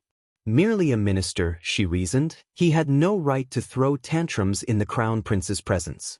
Instead, she encouraged the crown prince to focus on the upcoming spring quarter examination, assuring him of the abundance of talented individuals awaiting discovery. The crown prince, swayed by the princess consort's words, found himself growing increasingly displeased with Xiao Yunduan. Reflecting on the princess consort's counsel, he couldn't help but smile. Indeed, the spring quarter examination was imminent, offering an opportunity to recruit fresh talent. With the empire teeming with potential, there was no shortage of options. Meanwhile, in An's province, Qiao Xian and Xiao Yunduan enjoyed a newfound sense of ease. With worries lifted, they approached their tasks with renewed vigor. Qiao Xian revisited Liuhe Fort, where Songshi, Lu Fu, Yang Mu, and their cohorts had already made remarkable progress in repairing the roads. Recognizing the importance their master placed on infrastructure, they spared no effort in their endeavors. With a well-constructed road, they anticipated numerous benefits in the future and thus invested significant resources and manpower into its completion. As Qiao Xian's wagon traversed the newly flattened and spacious terrain, it provided a significant improvement over the previous bumpy path, offering substantial relief to the province. While slightly longer, the smoother route allowed for faster travel, cutting the time in half compared to walking. Once a notorious bandit stronghold, Liuhe Fort had undergone a remarkable transformation into Liuhe Manor. The landscape bore little resemblance to its former state. Many of the dilapidated structures and defensive barriers on the mountainside had been dismantled, making way for expansive and orderly courtyards. Should Xiao Xian and Xiao Yunduan choose to inspect the area, they would find comfortable accommodations awaiting them, with a vantage point affording panoramic views of the surroundings. Construction was also underway at the foot of the mountain, where the foundations of a new manor were rapidly taking shape. Various essential facilities were being erected, including servants' quarters, warehouses, tool sheds, and storage yards. Additionally, specialized spaces for handling and drying medicinal herbs were being established, along with a transparent workshop dedicated to herbal processing. Chapter 1933. Modifying Liuhe Fort. Xianxia even enlisted someone to dig a canal and create a stream encircling it. Plans for future development included the excavation and construction of several pools for washing purposes. Simultaneously, efforts were underway to explore the surrounding wasteland. Duck and chicken farms were also in the works. Following Xiao Xian's blueprint, for shallow ponds, each spanning about 10 mu, were carved into the valley of the duck farm. A complex network of meandering ditches and waterways interconnected, while various aquatic plants were transplanted during the onset of spring to serve as breeding grounds for the ducks. The bustling activity painted a vibrant scene. Over 600 individuals were engaged in various tasks, effectively absorbing surplus labor from nearby villages and towns. Xianxia, Lu Fu, and Yang Mu tirelessly oversaw operations day in and day out. Despite having a few capable assistant stewards, decisions still rested heavily on their shoulders. Even Mian Mian lent a helping hand frequently. Xiao Xian had already instructed Yuezhing Xiao to procure assorted seeds and prepare fruit trees for planting. Gradually, the landscape transformed in accordance with Xiao Xian's vision. Her satisfaction seemed to foreshadow a prosperous future. Workers understood the significance of their labor and envisioned the potential of the area. Conversations buzzed with praise and envy for the promising future that lay ahead. They had seen landlords' manors before, but never had they witnessed one with such an enticing layout that stirred envy and longing. Chickens and ducks roamed freely amidst scattered medicinal herbs, while clear canals and streams meandered throughout the grounds. Fruit trees adorned every corner. How vibrant it would be! The local farmers who arrived for work couldn't help but be drawn in by the sight. Their curiosity piqued. Following discussions at home, Madame Xiao ensured they were generously compensated, never failing to deliver on payment. The Xiao family stewards overseeing the work fostered a friendly atmosphere, devoid of harsh reprimands or condescension. Madame Xiao's integrity was unquestionable. Given Madame Xiao's assurances, it seemed sensible to cultivate herbs at home. With guidance from Madame Xiao's staff, managing them wouldn't be a hassle. Selling the herbs back to her could potentially yield some profit. Though only a fraction of the village population entertained such thoughts, it proved sufficient. Those who shared similar aspirations convened and sought out Xianxia. To his surprise, he found himself apprehensive about the situation. This endeavor was entrusted to him by Madame. If people sought him out, it would align perfectly with his objectives. With conviction, he reassured them that Madame's promises were ironclad. How could Madame deceive them? However, if he aimed to cultivate a substantial quantity of these medicinal herbs for profit, he would need to allocate at least 2 mu of land. During that period, seeds could be procured from Madame at a discounted rate, making it a cost-effective endeavor. In the initial year, Madame showed willingness to support their efforts and lead them towards prosperity. Seed prices remained relatively low, though it was uncertain whether they would match market rates in the future. In truth, Xiao Xian could easily provide the seeds for free. Yet, items obtained free of charge often lacked appreciation and were sometimes regarded with disdain. There might even be individuals who acquired the seeds without genuine intent to cultivate them. Furthermore, if one couldn't even muster the willingness to pay for the seeds, it called into question their commitment to the endeavor. The likelihood of neglecting the cultivation process increased significantly.